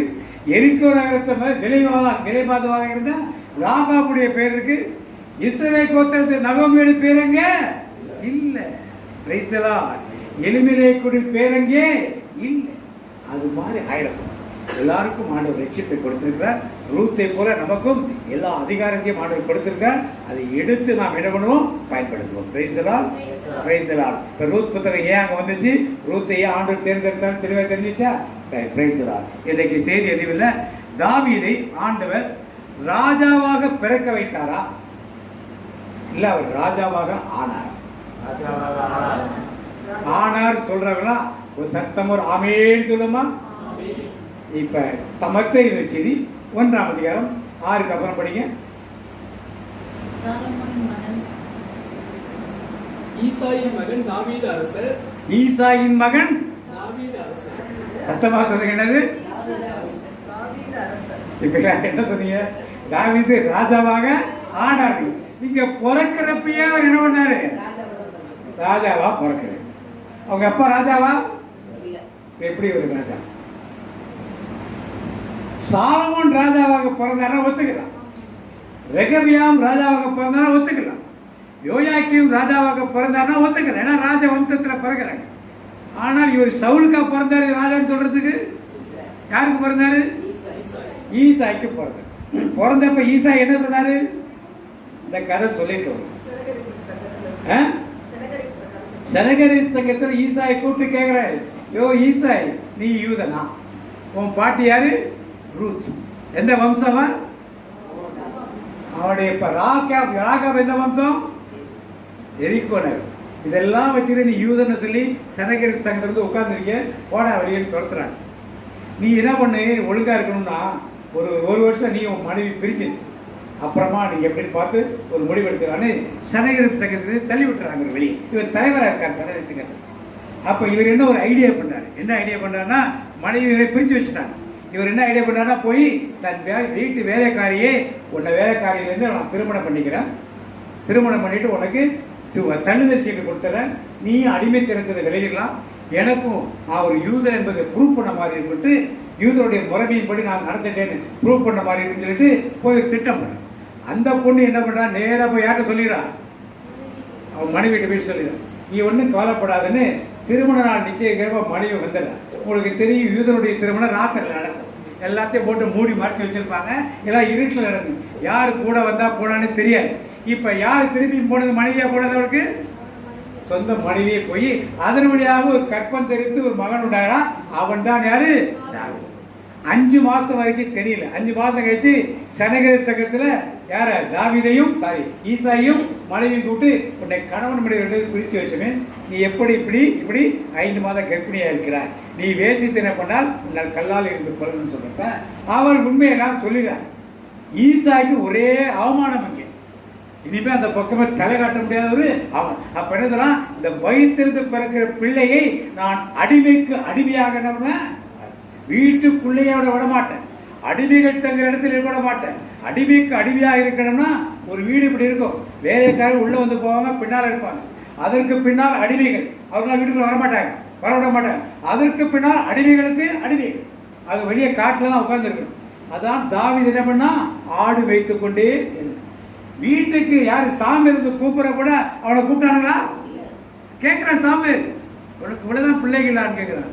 இன்னொருத்தர் இருக்கான், அவன் என்ன மணக்கன். அதான் தாவீது என்ன சொல்றாரு சங்கீதத்துல, என் தாய் தந்தையர் என்னை கைவிட்டார், என் தாயின் சகோதரர்கள் என்னை என்ன பண்ணார்கள்? அந்நியராக என்ன பண்ணார்கள்? வீட்டில் எல்லாரோட உட்கார்ந்து சாப்பிட முடியாது. அடிமைகள் சாப்பிட்ற இடத்துல முதல்ல வீட்டுக்காரர் சாப்பிடுவாங்க, ஆண்கள் சாப்பிடுவாங்க, அப்புறம் பெண்கள் சாப்பிடுவாங்க, அப்புறம் வேலைக்காரர்கள், அப்புறம் அடிமைகள், அதுக்கப்புறம் தான் அடிமை சாப்பிட முடியும். அப்படித்தான் தாவீது வளர்ந்தார். ஆனால் வேதம் என்ன சொல்லுது? தாவீது இதோட வாசிக்கிற வசனத்தை, ஈசாயின் மகன் தாவீது அரசர். தாவீதுக்கு உரியாவிடம் மனுவிடம் பிறந்த மகன் சாலமோன். மகன் பிறந்த மகன் சாலமோன். இப்ப சாலமோனை ராஜா என்று சொல்லிதான் ஏற்றுக்கொள்ள, தாவீதை ராஜா என்று சொல்லுகிறார்கள். Price the Lord. அப்ப தாவீது எப்ப பிறந்தார்? பிறந்தப்ப ராஜாவை பிறந்தார். அவரு ஏன் ராஜா என்று கொடுக்கப்பட்டது? அப்பங்காரன் சொல்லிட்டா அடிமையிலே அடிமையா இருப்பேன். 17 வயசுல சாமுவேல் வீட்டுக்கு வந்து அவருக்கு அபிஷேகம் பண்ணதுக்கு வராரு. இவனை கூப்பிடவே இல்லை விருந்துக்கு. அப்புறமா சொன்ன பிறகு கூப்பிட்டு வராங்க ரொம்ப கஷ்டப்பட்டு. ஏன் இவன் வரமாட்டான் வீட்டுக்குள்ள, இது வரைக்கும் வீட்டுக்குள்ள வந்ததே கிடையாது, வரவே மாட்டான் அவன் வீட்டுக்குள்ள. அப்படிப்பட்ட ஒரு தாவீதை வேதம் என்ன சொல்றது? ஈசாயின் மகன் தாவீது ராஜா என்று சொல்ல. Price the Lord. நல்ல கைகளை தட்டி ஆண்டவரை மேம்படுத்தணும். இப்ப உங்களையும் என்னையும் ஆண்டவர் சும்மா படைச்சிருக்காரா, ராஜாவா படைச்சிருக்காரா? உங்களையும் என்னையும் ஆண்டவர் சும்மா படைச்சிருக்காரா, ராஜாவா படைச்சிருக்காரா? சத்தத்தை காணும். ராஜாக்களாக லேவியராக உமக்கென தெரிந்து கொண்டீர். ராஜாக்களாக லேவியராக உமக்கென தெரிந்து கொண்டீர். ஆராதனை ஆராதனை. அப்ப ராஜாவாக இவர் பிறப்பதற்கு முன்னே ஆண்டவர் தேர்ந்து கொண்டார் என்றால் வாசிப்போம். 1 சாமுவேல் 13ஆம் அதிகாரம் 1ஆம் வசனம் வாசிப்போம். சவுல் ராஜ்யபாரம் பண்ணி 1 வருஷம் ஆயிற்று. அவன் இஸ்ரவேலை 2ஆம் வருஷம் அரசாண்ட போது இஸ்ரவேலில் 3000 பேரை தனக்கு தெரிந்து கொண்டான். இப்ப 2ஆம் வருஷம் அரசாளுகிறார். எத்தனை வருஷம் சவுல் அரசாண்டார்? மொத்தம் 40. இப்ப 2வது வருஷத்துல அவருக்கு ஒரு பிரச்சனை வருது. என்ன பிரச்சனை? 14ஆம் வசனம் வாசிங்க. அதுலயே 14. இப்போதோ உம்முடைய ராஜ்யபாரம் நிலை நிற்காது. இப்ப சாமுவேல் சொல்லுகிறார் யார்கிட்ட? சவுல்ட்ட. உம்முடைய ராஜ்யபாரம் என்ன இருக்காது? நிலை நிற்காது. பாத்தீங்களா? ஆண்டவர் தன் மனதிற்கு ஏற்ப ஒருவரை தமக்கென தேடி அவரையே தம் மக்களின் தலைவராக நியமித்துள்ளார்.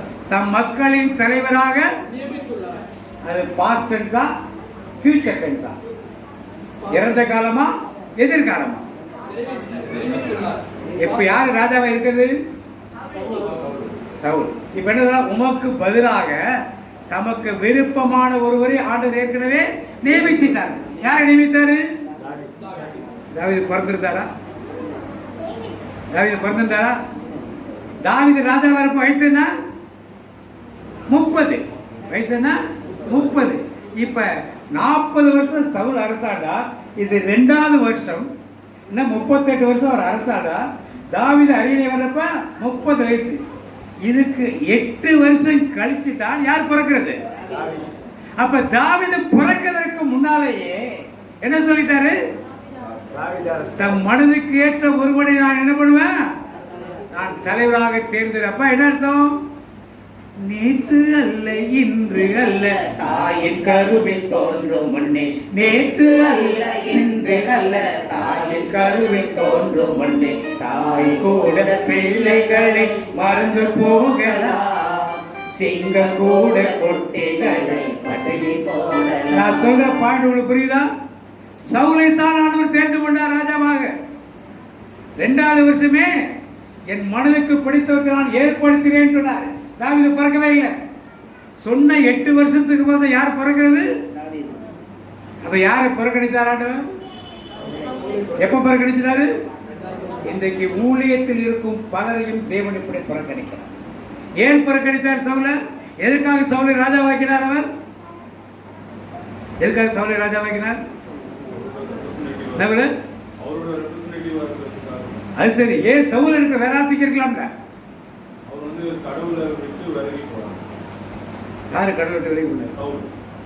எதற்கு ராஜாவாக தேர்ந்து கொண்டான்னு கேட்க என்னமா மக்களுக்கு? அதுக்கே சவுலை தேர்ந்தெடுக்கணும்னு கேட்கிறார். எத்தனையோ மக்கள் இருந்தாங்க இல்லையா? ஏன் சவுலை தேர்ந்தெடுத்தார்? முதல்ல அவர் என்ன செய்யறாரு? அப்பா சொன்ன வேலையை தட்டாமல் செய்கிறார். வாசிக்கும் 9:3. சவுலின் தகப்பனாகிய கீசுடைய கழுதைகள் காணாமல் போயின. ஆகையால் கீஸ் தன் குமாரனாகிய சவுலை நோக்கி, நீ வேலைக்காரரில் ஒருவனை கூட்டிக் கொண்டு கழுதைகளை தேட புறப்பட்டு போய் என்றான். அப்படியே அவன் எப்பிராயிம் மலைகளையும் சலீஷா நாட்டையும் கடந்து போனான். அங்கே அவன் இப்ப அப்பா சொல்ற வேலையை கீழ்ப்படிந்து யார் செய்யறது? இதுதான் முதல்ல ஆண்டவருக்கு பிடிச்ச காரியம். அப்பா சொல்றதை தட்டாம ஊர் ஊரா நாடு நாடா அலையறான். காலை தெரியும் ஒரு ஊருக்கு எதிர்த்து காணுப்பான்னு சொல்லி திரும்பி வந்திருக்கலாம்ல, வந்தானா? அப்பா சொன்ன வேலையை முடிக்கும் வரை என்ன பண்ணா? அப்ப ஆண்டவர் நினைச்சாரு, நான் கொடுத்த வேலையை முடிக்கும் வரை இவன் என்ன பண்ணுவான்? அந்த வேலை பின்னாலே சுத்துவான்னு நினைச்சார். அந்த கீழ்ப்படிதல் யார்கிட்ட இருக்கும்னு நினைச்சாரு? சவுல்கிட்ட இருக்கும்னு நினைச்சார். இதற்காகத்தான் சவுல் என்ன பண்ணாரு? கழுதையை தேடி போன, உன் கழுதை கிடைத்ததுன்னு இரு, நாளைக்கு ஒரு நல்ல செய்தி சொல்லி அனுப்பினதுல அவனை பிடிச்சி உட்கார வச்சாருங்க. இன்றைக்கு கீழ்ப்படிதல் உள்ள பலரை ஆண்டவர் தேர்ந்து கொள்கிறார். கீழ்ப்படிதலை தேர்ந்து கொண்டு எதனால சவுலை நீக்கினார்? கடைசியா கீழ்ப்படியாமையினார். கீழ்ப்படிதலுக்காகத்தான் அவரை தேர்ந்து கொண்டார். ஆனால் கீழ்ப்படிதல் இல்லாதனால தான் அவர் என்ன பண்ணாரு? விலக்கி போட்டார். அடுத்ததாக பார்க்கிறோம், தகப்பனுக்கு கீழ்ப்படிந்தவர் எனக்கு கீழ்ப்படிவான் என்று ஆண்டவர் நினைத்தார். இரண்டாவது நினைத்தார், இருக்கிற எல்லாத்தையும் விட யார் உயரமானவன்? அப்ப இஸ்ரேல் மக்கள் எல்லாம் அவனை எளிதாக ராஜாவாக ஏற்றுக்கொள்ள. குள்ளமா இருந்தா தப்புன்னு மண்டையில தட்டுவான், உயரமா இருந்தா யார் தட்டினா எக்கிதான் தட்டின. உயரமானவனாக இருக்கிறான்னு இரண்டாவது காரியம் அவன் மேலே ஆண்டு. மூன்றாவது காரியம் முக்கியமானது, அவன் எதை தேடி போனான்? கழுதைக்கு என்ன வேல்யூ இஸ்ரவேல் காலத்திலே? ரொம்ப வேல்யூபிள். குதிரை, கோவேறு குதிரை, ஒட்டகம், அதற்கு மேலே தான் விலை என்னது? கழுதை. எத்தனை கழுதை நீங்க வச்சிருக்கீங்களோ அதுதான் உங்கள் மதிப்பு. இன்னைக்கு மாதிரி எவ்வளவு லேண்ட் வச்சிருக்கீங்களோ, எவ்வளவு கோல்டு வச்சிருக்கிற மாதிரி அன்னைக்கு எத்தனை கழுதை உங்க மேல இருக்குதோ அவ்வளவுக்கு நீங்க பெரிய பணக்காரர். Price the Lord, praise the Lord. வாசிப்போம். உங்களுக்கு யாத்திரையாகமம் விடுதலை பெண்ணூல் ஒரு வசனத்தை சொன்னா உங்களுக்கு நல்லா புரியும். யாத்திரையாகமம் விடுதலை பெண்ணூல் 13ஆம் அதிகாரம் 13ஆம் வசனம் வாசிப்போம். யாத்திரையாகமம் விடுதலை பெண்ணூல் 13:13. கழுதையின் தலையீட்டெல்லாம் ஒரு ஆட்டுக்குட்டியால் மீட்டுக் கொள்வாயாக. கழுதையின் தலையீட்டெல்லாம் ஒரு ஆட்டுக்குட்டியால் மீட்டுக் கொள்வாயாக. ஒரு வீட்டுல கழுதை வச்சீங்கன்னா தலையீட்டெல்லாம் யாருக்கு கொடுக்கணும்? ஆண்டவர். இப்ப கழுதையோட விலை ரொம்ப அதிகம். அத மனம் வந்து ஆண்டவர் கொடுப்பீங்களா? நீங்க கொடுப்பீங்களா? கொடுப்பீங்களா? உங்க கோயில்ல அடுத்த வாரம் எல்லாரும் 1 கிலோ அரிசி கொண்டாட கொடுமைங்க. எல்லாரும் மனம் வந்து கொடுத்துருவீங்க. அடுத்த வாரமே 1 பவுன் தங்கத்தை கொண்டாந்து கொடுக்கணும்னு சொன்னாங்கன்னா கொடுப்பீங்களா? சாமியாருக்கு பணத்தாத்த பிடிச்சிச்சு. என்னத்த பிடிச்சது? கழுதை தங்கத்தை விட விலை அதிகமானது. கோயில விட முதல் குட்டி போட்ட கழுதைய தலையிட்ட விட கொடுத்தா கொடுப்பீங்களா? அது லட்சக்கணக்கான ஒரு பென்ஸ் காருக்கு சமமானது கழுதை. அந்த காலத்துல எப்படி கொடுப்போம்? அந்த தலையீற்ற கழுதையை எதுக்கு பதிலாக நீங்க கொடுத்துடலாம்? ஒரு ஆட்டை கொடுத்துடலாம். ஆடு இருக்கிறதே ரொம்ப சீப்பானது. யார் வீட்டுக்கு வந்தாலும் ஒரு காலத்தில் நம்ம வீட்டில் என்ன பண்ணுவோம்? வந்தா உடனே ஒரு கோழி எடுத்து அடிப்போம். நான் வீட்டில் எல்லாம் கோழி வைப்போம். கெஸ்ட் வந்து விடணும்னா அந்த கோழி எப்படா உள்ள போது டப்புன்னு கோழியை போட்டு போது அடிச்சிடும் அந்த கோழி. அப்போ இஸ்ரேல் மக்கள்லாம் ஆட்டை அடிக்கிறதா வேலை. யார் வீட்டுக்கு வந்துட்டாங்க? மினிமம் ரெக்குயர்மெண்ட் ஆடு. அந்த ஆட்டை கொடுத்து நீ என்ன பண்ணிக்கலாம்? கழுதை அவ்வளவு வெளிவேற பெற்ற ஒரு காரியமாக இருந்தது. Price the Lord, praise the Lord. இப்ப இந்த விலையுயர்ந்த கழுதையை தேடிதான் யார் போறது? கழுதையை தேடி தேடி ஒரு இடமா போனான். மலையில போறான், கீழே இறங்குறான், பாறை இடத்துக்கு போறான், அங்க போறான், இங்க போறான், சுத்தி கடைசியா கையில சாப்பிடறதுக்குள்ள பொருள்லாம் காலை எடுது, கையில் உள்ள காத்தெல்லாம் காலியான ஒரு நிலையில கடைசியா இவரை போய் சாமியில பார்த்து ஞான திருஷ்டி காட்ட போய் கேட்போம்னு சொல்லி இங்கே தேடி வருகிறார். அப்ப ஆண்டவர் பாக்குறாரு, அப்பனுக்கு இவ்வளவு நல்லா கீழ்ப்படிஞ்ச பிள்ளையா இருக்காரு. தேடி தேடி கண்டுபிடிக்கணும். திருப்பியெல்லாம் அவன் போலே தேடுற வரைக்கும் சுத்திட்டே இருக்காங்க. என் ஜனங்களை இவன் என்ன பண்ணுவான்? தேடி வருவான். என் மந்தை இவன் தேடி தேடி என்ன பண்ணுவான்? மேய்ப்பான். விலையுயர்ந்த பொருளாகிய கழுதை என்ன பண்ணலவன்? விடவே இல்லை. அடுத்தா கழுதையை தேடி தேடி இப்படி அலைகிறானே, விலையுயர்ந்த இந்த கழுதையே அப்படி தேடினானா, அதை விட விலையுயர்ந்த ஆத்துமாக்களை என்ன பண்ணுவான்? நிச்சயமாக தேடி வருவான் என்று ஆண்டவர் என்ன கூட நினைத்தார். அதனால் தான் யாரை ராஜாவாக்கினார்? சவுலை தான். முதல் காரியம் என்ன பண்ணாரு? யார் இவர் வர்றதுக்குள்ள, யாரு சாமுவேல் வர்றதுக்குள்ள பலியை நிறைவேற்றிட்டார். அத்தோடு அவர் ராஜ்யவரம் முடிஞ்சிச்சு. சவுல் கேட்கிறார், என்ன சத்தம் கேட்குது? சாரி, சவுல் இல்ல, சாமுவேல் கேட்கிறார், என்ன அமலோக்கிய ஆட்டு சத்தம் கேட்குது? என்ன? கழுதைக்கு ஆசைப்பட்ட அவர் என்ன பண்ணிட்டாரு? எதுக்கு ஆசைப்பட்டாரு? இப்ப அமலோக்கிய நாட்டுக்கு யார் அமலோக்கியரு? ஆண்டவர் அறுவருக்கும் ஒரு சந்ததி. அந்த சந்ததியின் ஆட்டுக்குட்டியை யார் விரும்பினது? இன்னைக்கு ஊழியத்துக்கு வரும்பொழுது எல்லாம் ஆத்தும ஆதாயம், ஆத்தும பாரம். அது முடிஞ்ச பிறகு கோயில் கட்டணும், பில்டிங் கட்டணும், ஸ்கூல் கட்டணும், எல்லாத்துக்கும் வசூல் பண்ணிட்டு, அதுக்கப்புறம் அவங்களுக்கு சொந்தக்காரங்களுக்குலாம் வீடு கட்டணும், அவங்க ரிட்டையர் ஆகிறவங்க இருக்கிறதுக்கு ஒரு இடம் கட்டணும், அதுக்கப்புறம் ஒரு செட்டப், ஒரு யாராவது சன்னு யாராவது ஒருத்தர பையனை அடாப்ட் பண்ணணும். இப்படியெல்லாம் நம்முடைய திருச்சபையில் நான் பார்க்குறேன். பார்த்தது இல்லையா? ஆச்சரியமா பார்க்குறீங்க? பார்த்தது இல்லையா? பார்த்தது இல்லையா? இப்படித்தான் சவுல் தனக்கு கொடுக்கப்பட்ட வேலையை விட்டுட்டு அமலோக்கியரின் ஆடுகளின் மேலும் மாடுகளின் மேலே ஆசை வைத்தார். இதனால்தான் இந்த நல்ல சமாரியத்தை எங்க போனாலும் காசை வாங்காதீங்கன்னு சொல்லுவோம். வாங்கினீங்கன்னா அவ்வளவுதான், ஊழியம் என்ன ஆயிடும்? பினிஷ். இங்க வாங்காமல் இருங்கள். தேவன் உங்களை ஏற்கனவே கண்டிப்பா எப்படியாவது கண்டிப்பா நடத்துவார். பணம் உள்ள வந்துருச்சுன்னா, ஆகா நாளைக்கு இன்னைக்கு உங்க சர்ச்சில் ஒரு ஃபாதர்கிட்ட பெஸ்ட் ஃபோன் பண்ணி, ஹலோ ஃபாதர், இந்த மாதிரி வந்து ஜோம் பண்ண வீட்டுக்கு எப்போ வரீங்கன்னு கேட்டால், இதோ வரேன் எங்க அட்ரஸ் கொடுங்க. இல்லை நான் வண்டி எடுத்து, அதெல்லாம் வேண்டாம், நானே வந்துடுறேன். அமிர்தராய் ஃபோன் பண்ணி, ஃபாதர் எங்கள் வீட்டுக்கு பிரேயர், அதான் பிஸி நோ சொல்லுவாரா? சொல்ல மாட்டேன். என்ன அப்படியா? தலைகளை சொல்லிட்டு நம்ம அப்ப தலைகளை சொல்லிட்டு அது மாதிரி டிஸ்பாரிட்டி யாரை பார்க்கிறோம்? வசதியானவர்களை பார்த்தால் ஒரு மரியாதை, வசதி அற்றவர்களை பார்த்தால் ஏத்தான். யார் பார்த்தது? சவுல் பார்த்து கழுதைகளை தேடி போன, கழுதையை பார்த்து கொண்டிருந்த அமலோக்கியரின் ஆடு மாடுகளே ஆசைப்பட்டார். அதனால யாருக்கு கீழ்ப்படியில? தேவனுக்கு என்ன பண்ண? எல்லாத்தையும் அழிச்சு எரிச்சிருன்னு சொன்னார். எரிச்சிருக்கணும்ல, ஏன் எரிக்கல?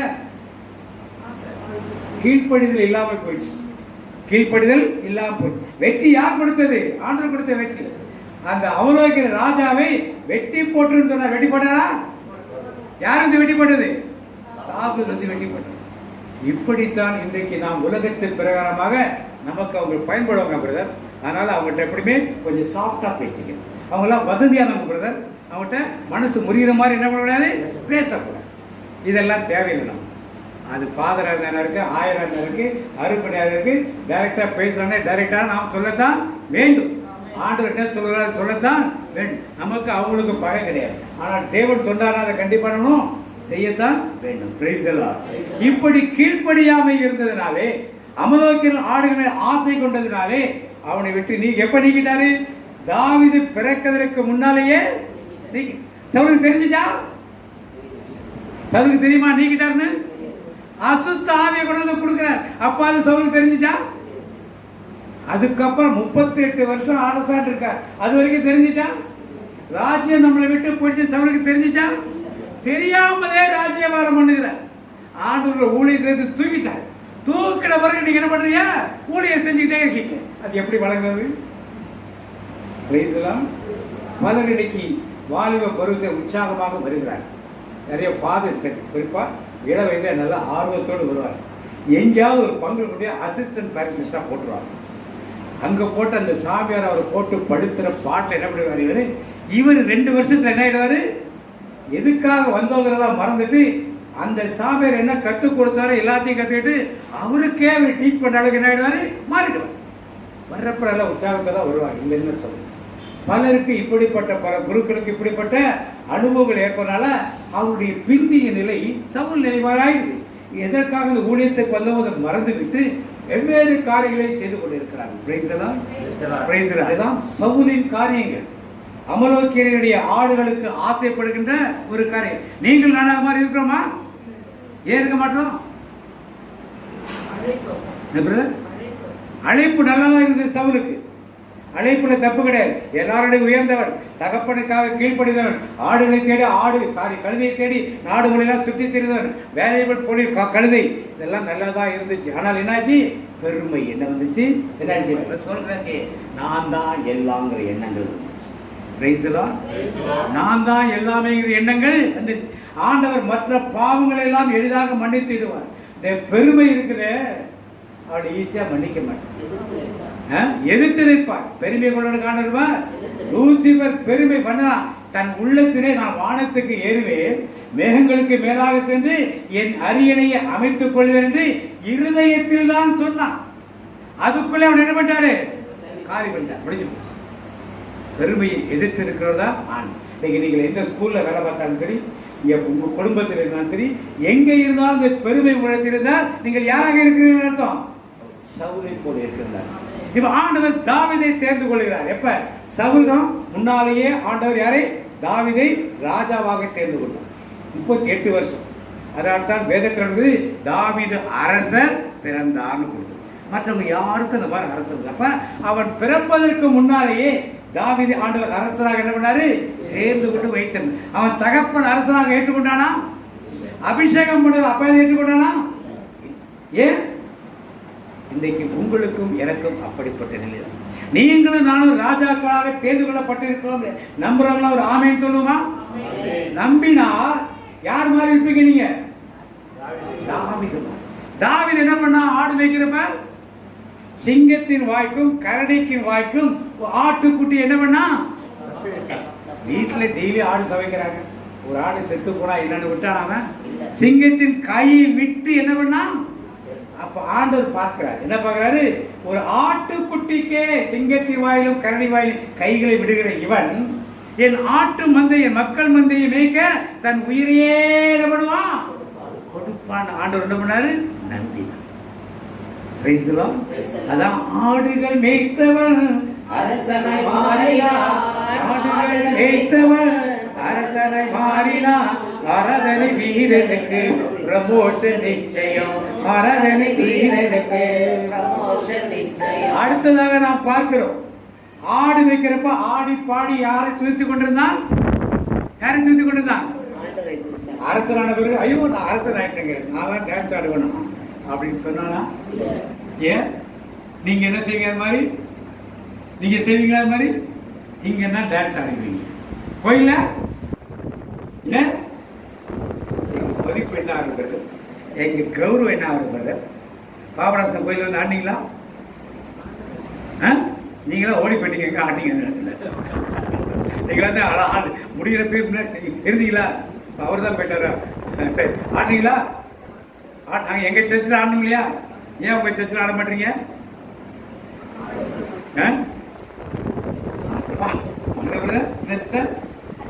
இதுதான் தாவீதுக்கு இருந்த குணம். நான் வீட்டில் ஆடினாலும் மண்டபத்தில் ஆடினாலும் யாருக்காக? ஆண்டவருக்காக. இந்த வைராக்கியம் யாரிடத்தில் இருந்தது? தாவீதுக்கு இருந்தது. Price the Lord, praise the Lord. அப்ப தாவீதை ஆண்டவர் தேர்ந்து கொண்டு அப்பங்க அபிஷேகம் பண்ணுகிறார். வாழ்க்கை மாறிச்சா? மாறிச்சா? சவுல் பிடில் வாசிக்க கூப்பிடுறான். வாழ்க்கை மாறிச்சா தாவீதுக்கு? நீங்க ஊழியத்துக்கு வந்துதான் வாழ்க்கை மாறவே இல்லை, மாறவே இல்லை. அப்படியேதான் இருக்கும். உரிய காலம் வருவரை அப்படியேதான் இருக்கும். சவுல் கொல்ல தேடுறான், மீகாலை கல்யாணம் பண்றான், அப்படியே கொல்ல தேடுறான். கோலியாத்துன்னு ஒருத்தர் வர. எதற்கு இப்படி ஒரு கோலியாத்து ஆண்டார் வர வச்சாரு? உயரமான 6.5 மலை உயரம், 9 அடி உயரம். பெலிஸ்தீனே உயரமானவர்கள் நார்மலா 7 அடி இருப்பாங்க. இவன் 9 அடி எதுக்கு வளர்த்துட்டு இருந்தார் ஆண்டவர்? சவுல் எல்லாருடைய தோளுக்கு மேலாக உயர்ந்தவனாக இருந்தார். அவனை பார்த்த எல்லாரும் என்ன கேட்டாங்க? இவனா நமக்கு ராஜாவாக போறோம். தாவீது அவ்வளவு உயரமா இருந்தான், உள்ளமா. அவன் போய் ராஜா சொல்ல எவனாவது ஏத்துக்குவானா? அதற்காக இவனை மேன்மைப்படுத்த வேண்டும் என்பதற்காக யார வளர்த்தார் ஆண்டவர்? நல்ல கைகளை தீர்த்து ஆண்டவர் மேம்படுத்தி. உங்களுக்கு எதிராக, ஊழியத்துக்கு எதிராக ஒருத்தர் வளர்ந்துகிட்டே இருக்கான்னா எதுக்காக வளர்க்கிறாரு? உங்க கையால அடி வாங்கிறதுக்காக அவனை வளர்க்கிறாரு. சாதாரண ஆளை நீங்க அடிச்சீங்கன்னா அது என்ன சாதாரண ஆடுற? ஊழியா 40 நாள் வந்து ஒண்டி கொண்டு வாடா வாடாங்கிறான். எவனாலும் போய் நின்னானாங்க? எவனுமே நிக்க முடியாதவருக்கு அவனை வளர்த்துக்கிட்டே இருக்காரு. எப்ப? தாவீது சின்ன வயசுல இருக்கிறது கோலியாத்தை வளர்த்துக்கிட்டு இருக்காரு. யாருக்கு தெரியாது? சவுலுக்கு தெரியாது. தாவீதுக்கும் ஆனா அவர் வளர்த்துக்கிட்டே இருக்காரு. நல்ல உயரமான எல்லாம் படிக்கிறதுக்கே பயப்படுறாங்க. ஆனா யார் படிக்கிறா? தாவீது. யாருக்காக அவன் வளர்க்கப்பட்டான்? இன்னைக்கு உங்களுக்கும் எனக்கும் நாம் செய்யும் ஊழியர்களுக்கு எதிராக என்ன பண்ணுறது? இப்படி ஏற்றுறது, இப்படி ஏற்றி நிற்கிறாங்கல்ல, இப்படி சர்ச்சைலாம் பேசுறாங்க, இப்படி என்னன்னா எல்லாத்தையும் ஆண்டவர் வளர்த்துட்டு இருக்காங்க. எதுக்கு? ஒரே நாள்ல என்ன ஆயிடுவானா முடிச்சு பேசலாம். இப்ப என்ன ஆயிடுச்சு? எல்லாரும் என்ன பண்ணாங்க? தாவீது கொண்டதோ சவுல் கொண்டதோ 1000, தாவீது கொண்டது 10,000. இப்ப சவுலை இறக்கிட்டு போய் உட்கார்ந்து யாராவது சொல்லிருப்பாங்களா? எதுனா சொன்னாங்க? கோலியாத்தை. இந்த கோலியாத்தை வளர்த்தது யாரு? ஆண்டவர் தான் வளர்த்து விட்டாரு. அது யாருக்கு உயரமா வளர்த்து விட்டாரு? சவுலுக்கு மேல உயரமா இருக்க மாதிரி என்ன பண்ணாரு? வளர்த்து விட்டார். Price the Lord, praise the Lord. இப்ப தாவீது அவனை அடிச்சதுனால எல்லாருக்கும் ஒரு ஃபேமஸா பிகடார் மாறிட்டார். அவரை ராஜாவாக ஏற்றுக்கொள்ளக்கூடிய மனப்போக்கம் யாருக்கு வந்துருச்சு? ஏன்? சவுலை விட 10 மடங்கு பெரிய 10,000 பேர் ஒழுங்கு பாட ஆரம்பித்தார். இன்னைக்கு நீங்களும் நானும் தாவீதின் நிலையில் இருக்கிறோமா, சவுலின் நிலையில் இருக்கிறோமா என்று யோசித்து பாருங்க. சவுல் கழுதைகளை தேடி சென்றார். ஆனால் தாவீது யாரை சென்றார்? ஆட்டுக்குட்டியை தேடி சென்றார். அவ்வளவு ஆட்டுக்குட்டியோட மிஸ் பண்ணக்கூடாது தேடி சென்றார். ஆடுகள் மேய்த்தவன் அரசனாய் மாறினான். ஆடுகள் மேய்த்தவன் அரசனாய் மாறினான். ஆராதனை வீரனுக்கு ப்ரமோஷன் நிச்சயம். ஆராதனை வீரனுக்கு ப்ரமோஷன் நிச்சயம். துதித்து பாடி மதிலை இடிப்போம். மகிழ்ந்து பாடி வாசிப்போம். 1 சாமுவேல் 17:34 வாசிப்போம். 17:34.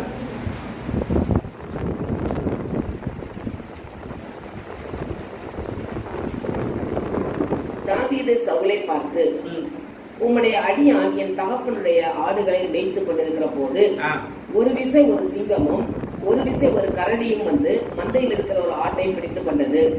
நான் அதை தொடர்ந்து போய் அதை அடித்து அதை அதன் வாய்க்கு தப்புவித்தேன். அது என் மேல் பாய்ந்த போது நான் அதன் தாடியை பிடித்து அதை அடித்து கொண்டு போட்டேன். அந்த சிங்கத்தையும் அந்த கரடியையும் உங்களுடைய அடியானாகிய நான் கொன்றேன். விருத்த சேதனம் இல்லாத இந்த பெலிஸ்தனும் அவைகளில் ஒன்றை போல் இருப்பான். அவைகளில் ஒன்றை போல் இருப்பான். எவ்வளவு வைராக்கியம் பாருங்க. அடுத்து 26 அப்பொழுது தாவீது தன்னண்டையிலே நிற்கிறவர்களை பார்த்து, இந்த பெலிஸ்தனை கொன்று இஸ்ரவேலுக்கு நேரிட்ட நிந்தையை நீக்குகிறவனுக்கு என்ன செய்யப்படும்? ஜீவனுள்ள தேவனுடைய சேனைகளை நிந்திக்கிறதற்கு விருத்த சேதம் இல்லாத இந்த பெலிஸ்தன் எம்மாத்திரம் என்றார். அதற்கு ஜனங்கள், அவனை கொல்லுகிறவனுக்கு இன்னென்னபடி செய்யப்படும் என்று முன் சொன்ன வார்த்தைகளையே அவனுக்கு சொன்னார்கள். அப்ப தாவீது என்ன சொன்னான்? நீ நிந்தித்த இஸ்ரவேலின் சேனைகளின் தேவனாகிய கர்த்தருடைய நாமத்தில் நான் வருகிறேன். குள்ளங்களை நம்பி போனானா? பெல்ட்டை நம்பி போனானா? எதை நம்பி போனா? இதைத்தான் ஆண்டவர் ரொம்ப விரும்பினார்.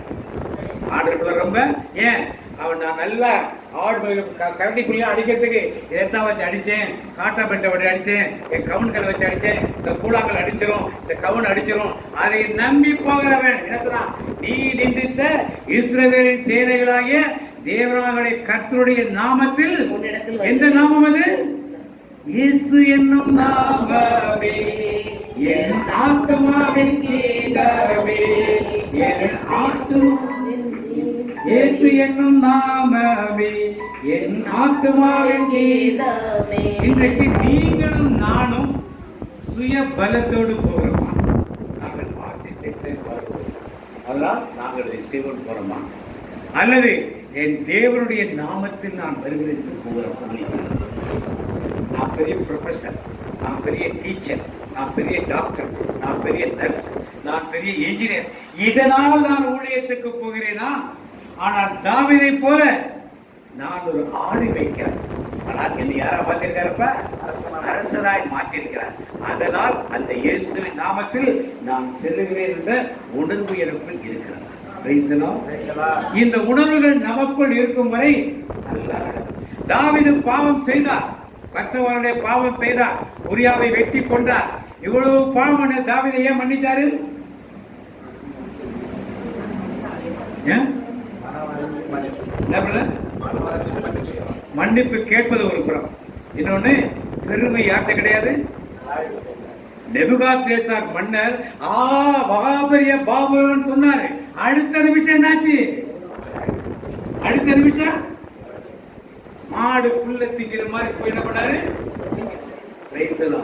இப்படித்தான் நீங்களும் நானும் நான் செய்த ஊழியம் இது என்ன பெருசு, நான் எவ்வளவு பெரிய ஊழியத்தை நினைச்சீங்கன்னா அன்னைக்கே ஊழியத்துக்கு என்ன ஆயிடுச்சு? முடிவு வந்துச்சு. தாவீது விபச்சாரம் செய்தான், ஆனால் அப்படிப்பட்ட தண்டனை யாரும் கொடுக்கப்படல. விபச்சாரம் செய்யலாம் நான் சொன்னேன். எல்லா பாவங்களையும் ஆண்டவர் மன்னிக்கிறார். பெருமை, வேட்டிமை, மமதை, ஆணவம், இதற்கு ஆண்டவர் கண்டிப்பான விடாத எதிர்த்து நின்று கொண்டிருக்கிறார். Price the Lord, praise the Lord. அப்ப இந்த பெயர்த்தில் என்ன பார்க்கிறோம்? பவுல் திருத்துதர்படி 17:16 பழைய மொழிபெயர்ப்பு வாசிங்க, புது மொழிபெயர்ப்பு வித்தியாசமா இருக்கு அர்த்தம். திருத்துதர்படி 17:16 வாசிங்க, பழைய 2 மொழிபெயர்ப்பு வாசிங்க. அவர் அத்தேனே பட்டணத்தில் பவுல் அவர்களுக்காக காத்து கொண்டிருக்கையில் அந்த பட்டணம் விக்கிரகங்களால் நிறைந்திருக்கதை கண்டு தன் ஆவியில் மிகுந்த வைராக்கியம் அடைந்து இந்த வைராக்கியம் நமக்கு தேவை. இந்த வைராக்கியம் யார்கிட்ட இருந்தது? தாவீது பவுல் இருந்தது. தாவீது இருந்த வேற என்ன சொன்னாரு? வாசிப்போம் 1 சாமுவேல் 17:45 வாசிப்போம். 1 சாமுவேல் 17:45 வாசிப்போம். நீ ஈட்டிகளோடும் படைகளோடும் இல்லை. அப்பொழுது தாவீது பெலிஸ்தியனிடம், நீ வாளோடும் ஈட்டியோடும் எரிவேலோடும் என்னிடம் வருகிறாய். நானோ நீ இஸ்ரவேலின் படைத்திரளின் கடவுளாகிய படைகளின் ஆண்டவரின் பெயரால் வருகிறேன். Price the Lord, praise the Lord. அப்ப நாம் எந்த நாமத்தில் என்றைக்கும் போன எப்பவுமே பழைய ஏற்பாட்டிலே இயேசு என்ற நாமம் யாருக்கும் கொடுக்கப்படல. அந்த பேர் மறைத்து வைக்கப்பட்டிருந்தது. Price the Lord. புதிய ஏற்பாட்டில் இந்த பேர் அன்னை மரியாளின் மகனாக பிறந்த இயேசுக்கு அந்த பேர் சூட்டப்படும். பழைய ஏற்பாட்டை இயேசு இந்த பேர் எங்கேயுமே நீங்க பார்க்கவே முடியாது, இதெல்லாம் மறைக்கப்படும். இருக்கும் பழைய ஏற்பாட்டை என்ன கொடுத்துருக்கோம்? இயேசுக்கு பதிலாக என்ன கொடுத்துருக்கோம்? கர்த்தர். காலையில் வந்து நாள் பரவாயில்ல, மற்றவங்களுக்கு தெரியல. பழைய மொழிபெயர்ப்பு கர்த்தர் கொடுத்திருந்தா யாரது? ஆண்டவர் கொடுத்திருந்தா, கடவுள் கொடுத்திருந்தா, தேவன் கொடுத்திருந்தா, வித்தியாசம் தெரிந்து நீங்க படிக்கணும். ஆண்டவரை கடவுளை எல்லாம் வந்து கிடையாது. ஆண்டவருடைய தூதன் வேற, கடவுளின் தூதன் என்பது வேறு, ஆண்டவருடைய தூதன் என்பது வேறு. தூதன் என்பது வேறு.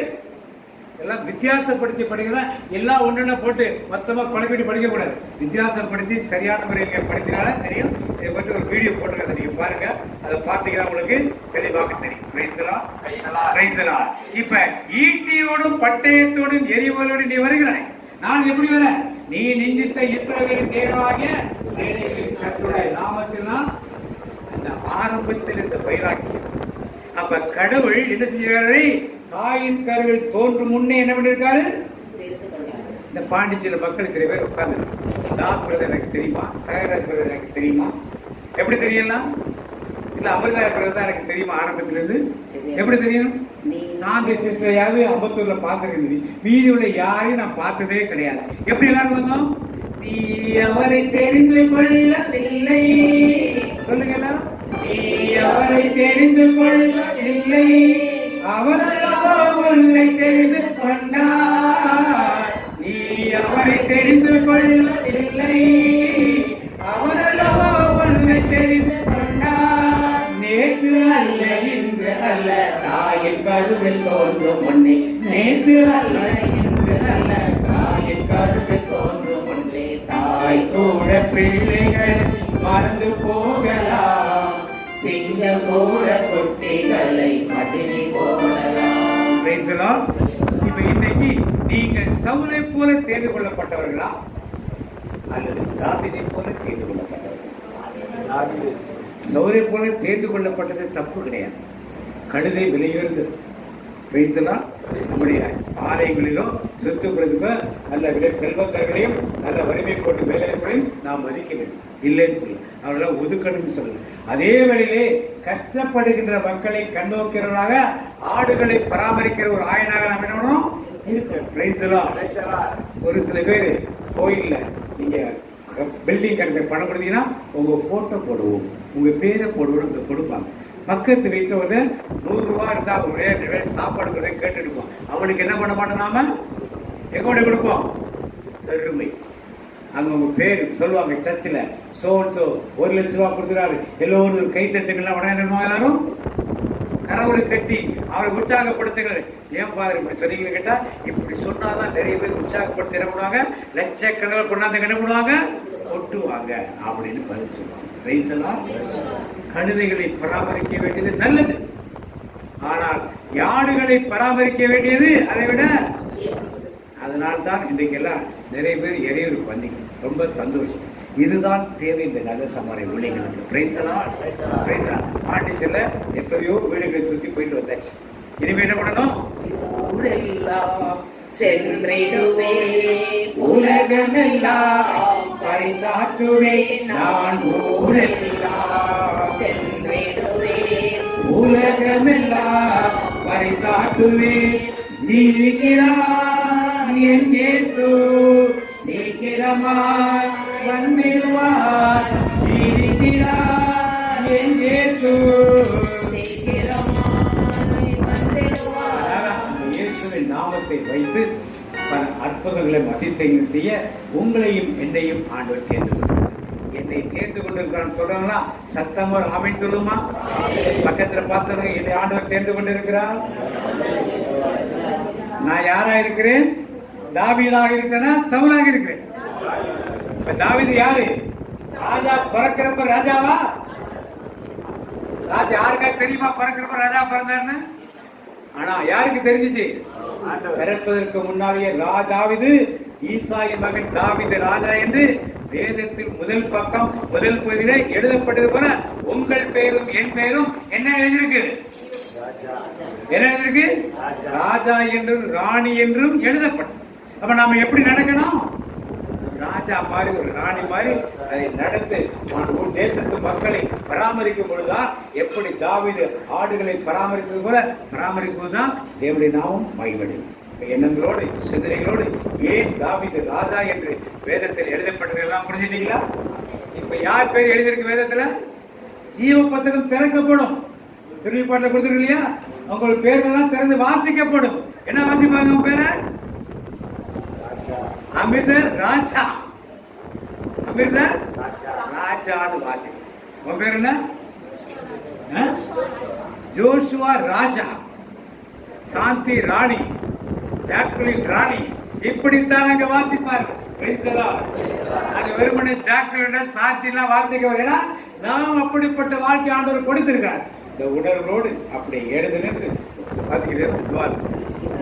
திருவெளிப்பாடு 20:12. மரித்தோராகிய சிறியோரையும் பெரியோரையும் தேவனுக்கு முன்பாக நிற்க கண்டேன். அப்பொழுது புஸ்தகங்கள் திறக்கப்பட்டன. ஜீவ புத்தகம் என்னும் பேரொரு புத்தகமும் திறக்கப்பட்டது. அப்பொழுது அந்த புத்தகத்தில் எழுதப்பட்டவைகளின்படியே மரித்தோர் தங்கள் தங்கள் கிரியைகளுக்கு தக்கதாக நியாய தீர்ப்பு அடைந்தார்கள். புத்தகத்தில் உங்க பேருக்கு கூப்பிட பண்ணி சொல்லுவாங்க, சும்மாதான் கூப்பிட மாட்டாங்க. ராஜாதி ராஜர் பராக் பராக் சொல்லிதான் கூப்பிடுவோம். எங்கள் தகப்பனே, இந்த நாளில் தாவீதின் அழைப்பு எப்படி இருந்தது என்பதை எங்களுக்கு விளக்கி காட்டினேனே, அதற்காக மக்கள் நன்றி செலுத்துகிறோம் ஆண்டவரே. மக்கள் ராஜா வேண்டும் என்று கேட்டபோது சவுலின் குணத்தை பார்த்து தகப்பனுக்கு கீழ்ப்படிந்து நடக்கிறான், எடுத்த வேலையை வைராக்கியமாக செய்கிறான் என்ற அவனுடைய குணத்தை பார்த்து நீர் அவனை ராஜாவாக உயர்த்தினீர்.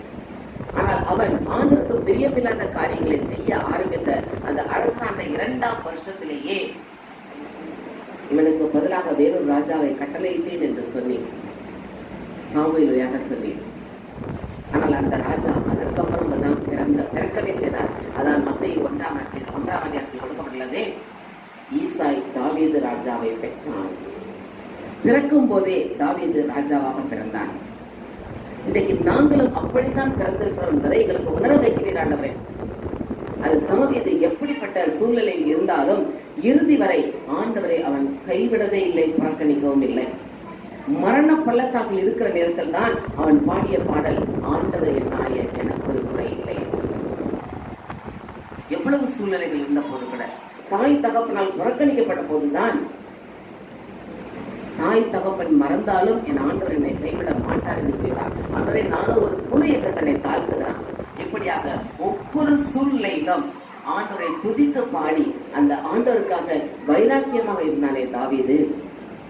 ஏனென்றால் நீர் அவனை பிறக்கும் முன்பாகவே ஒரு ராஜாவாக தெரிந்து கொண்டிருப்பான்.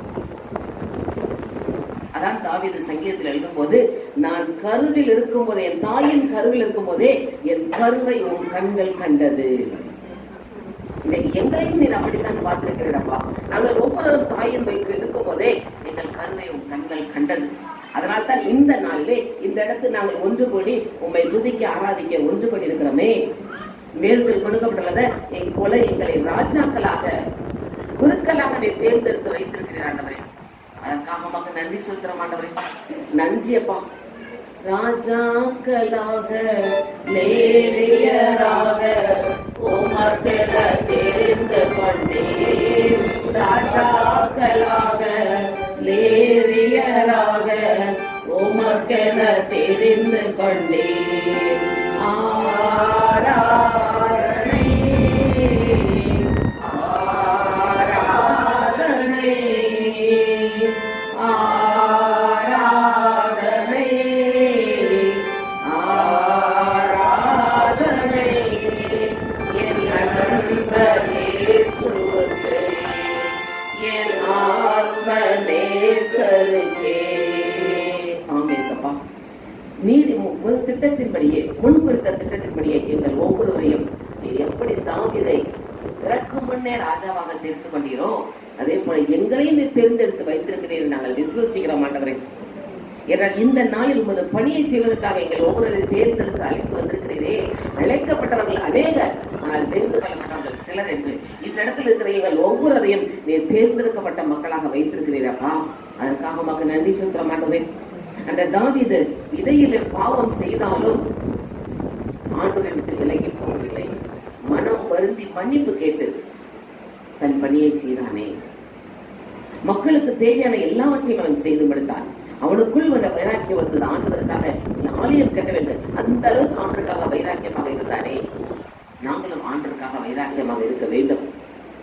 அரசராக மாற்றப்படுவதற்கு முன்பாக அந்த பெலிஸ்தன் கோலியாத்தை முறியடிக்க முடியாமல் சவுல் ராஜாவாக இருந்தும் தடுமாறி கொண்டிருக்கிற நேரத்திலே, ஆனால் சவுல் ராஜாவிடையே தாவீது சிறுவனாக இருந்தவன் போய் பேசி தன்னை அனுப்புமாறு கேட்கிறான்.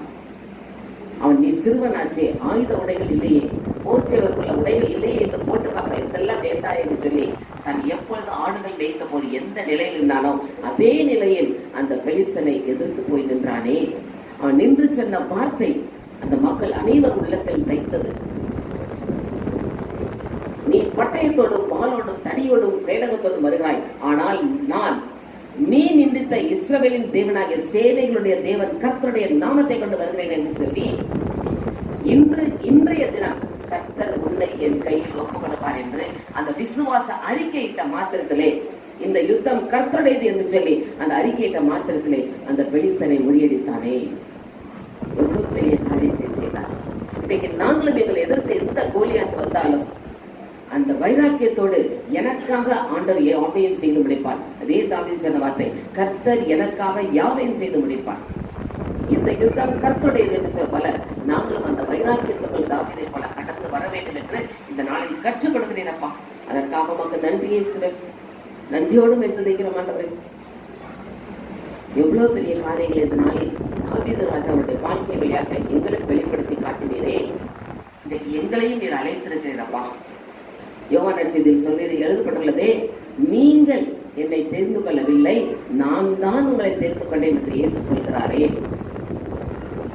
நீர் எங்களை தெரிந்து கொண்டு வைத்திருக்கிறேன். எங்கள் பெயர்களை உள்ளங்கையில் பொறித்து வைத்து காத்துக் கொண்டிருக்கிறேன். நீர் எங்களுக்கென ஒரு பணியை கொடுத்திருக்கிறேன். அந்த உமது பணியை நாங்கள் உமக்கு பிரியமானபடி செய்ய உமது வல்லமையாளர்களை நிரப்புங்க ஆண்டவரே.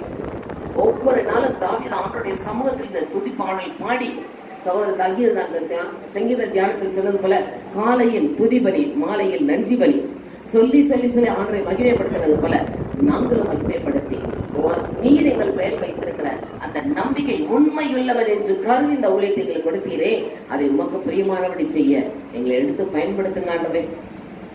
அப்பா உங்கள் கருத்தை எங்களை ஒப்புக் கொடுக்கிறோம் அப்பா. முன்னெல்லாம் பரிசுத்த ஆவியானவர் எங்களோடு இந்த வெள்ளடத்த வேண்டுமே. அந்த தாவீதுக்கு ஆண்டவருக்காக இந்த வைராக்கியம் எங்களுக்கும் வேண்டுமப்பா. உமது கரங்களுக்குள் எங்களை தாழ்த்துகிறோம் ஆண்டவரே. தாவீது தன்னை தாழ்த்தியது போல உங்களையும் நாங்கள் தாழ்த்துகிறோம் அப்பா.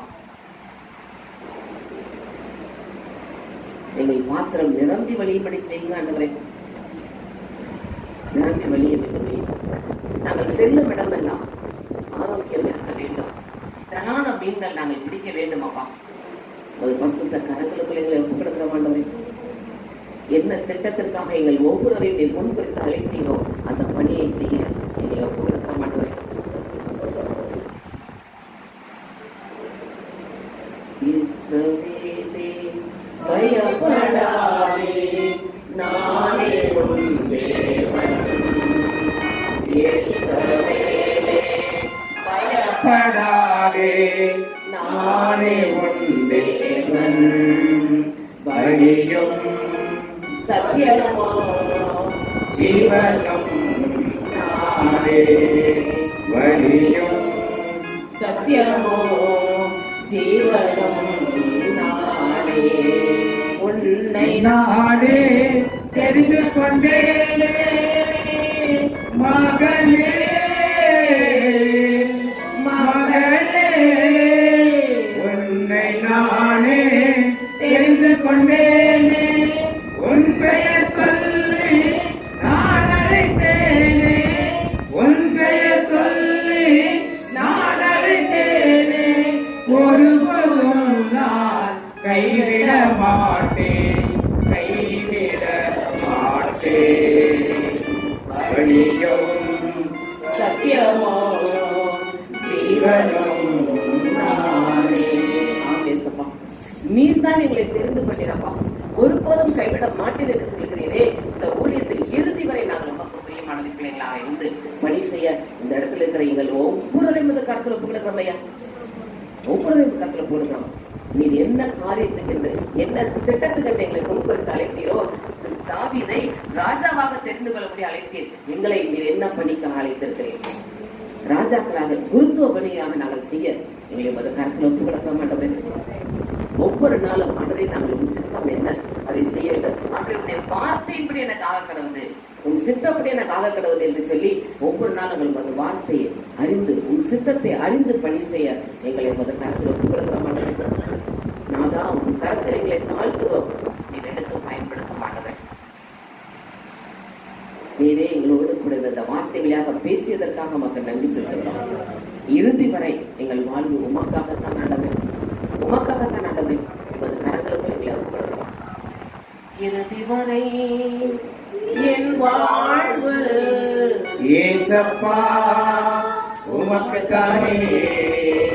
இறுதி வரை என் வாழ்வு ஏசப்பா உமக்குத்தானே.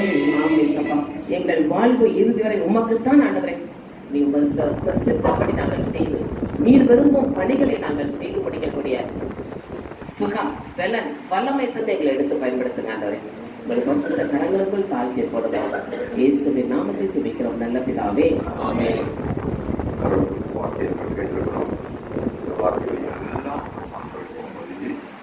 வாழ்க்கையில எல்லாருக்கும் நம்ம என்ன செய்யணும்னா அனுபவிச்சு பார்க்கணும். அவ்வளோதான். ஏன்னா நம்ம சொன்ன வார்த்தை இது வெறும் வார்த்தையாக இல்லை. நம்மளை ஆண்டவர் ஆக்காட்டுறதாக தேவியராக கேட்டு கொண்டு எந்த அளவுக்கு நிச்சயமோ அந்த அளவுக்கு நம்ம செய்ய ஒவ்வொரு ஊழத்திலும் அவர் வெளிப்பாடு கொடுத்துருக்காங்க. அதுக்காக இந்த வேலையில் அவர் பேசியதற்காக கோடான கூடி நன்றி. ஒவ்வொருவரும் என் தேவன் நம்முடைய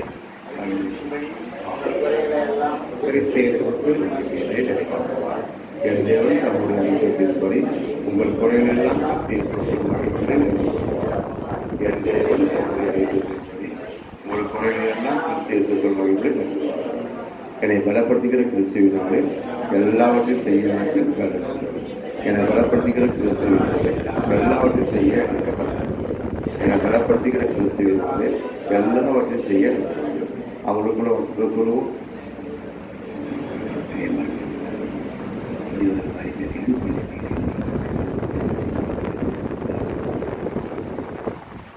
என் ஆத்மாவிலே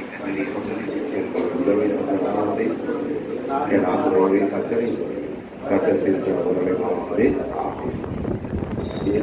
இயேசு ரத்தத்தில் மறைந்துள்ளேன், இயேசு ரத்தத்தில் மறைந்துள்ளேன், இயேசு ரத்தத்தில் மறைந்துள்ளேன். சாத்தான் தீங்கு செய்ய முடியாது, எந்த தீங்கும் என்னை அணுகாது. தீங்கில்லை தீங்கில்லை தீங்கில்லை, நோயில்லை நோயில்லை நோயில்லை, தோல்வியில்லை தோல்வியில்லை தோல்வியில்லை. சாத்தான் தீங்கு செய்ய முடியாது, எந்த தீங்கும் என்னை அணுகாது. தந்தை மகன் தூய ஆவியின் பேராலே ஆமென். ஆமென்.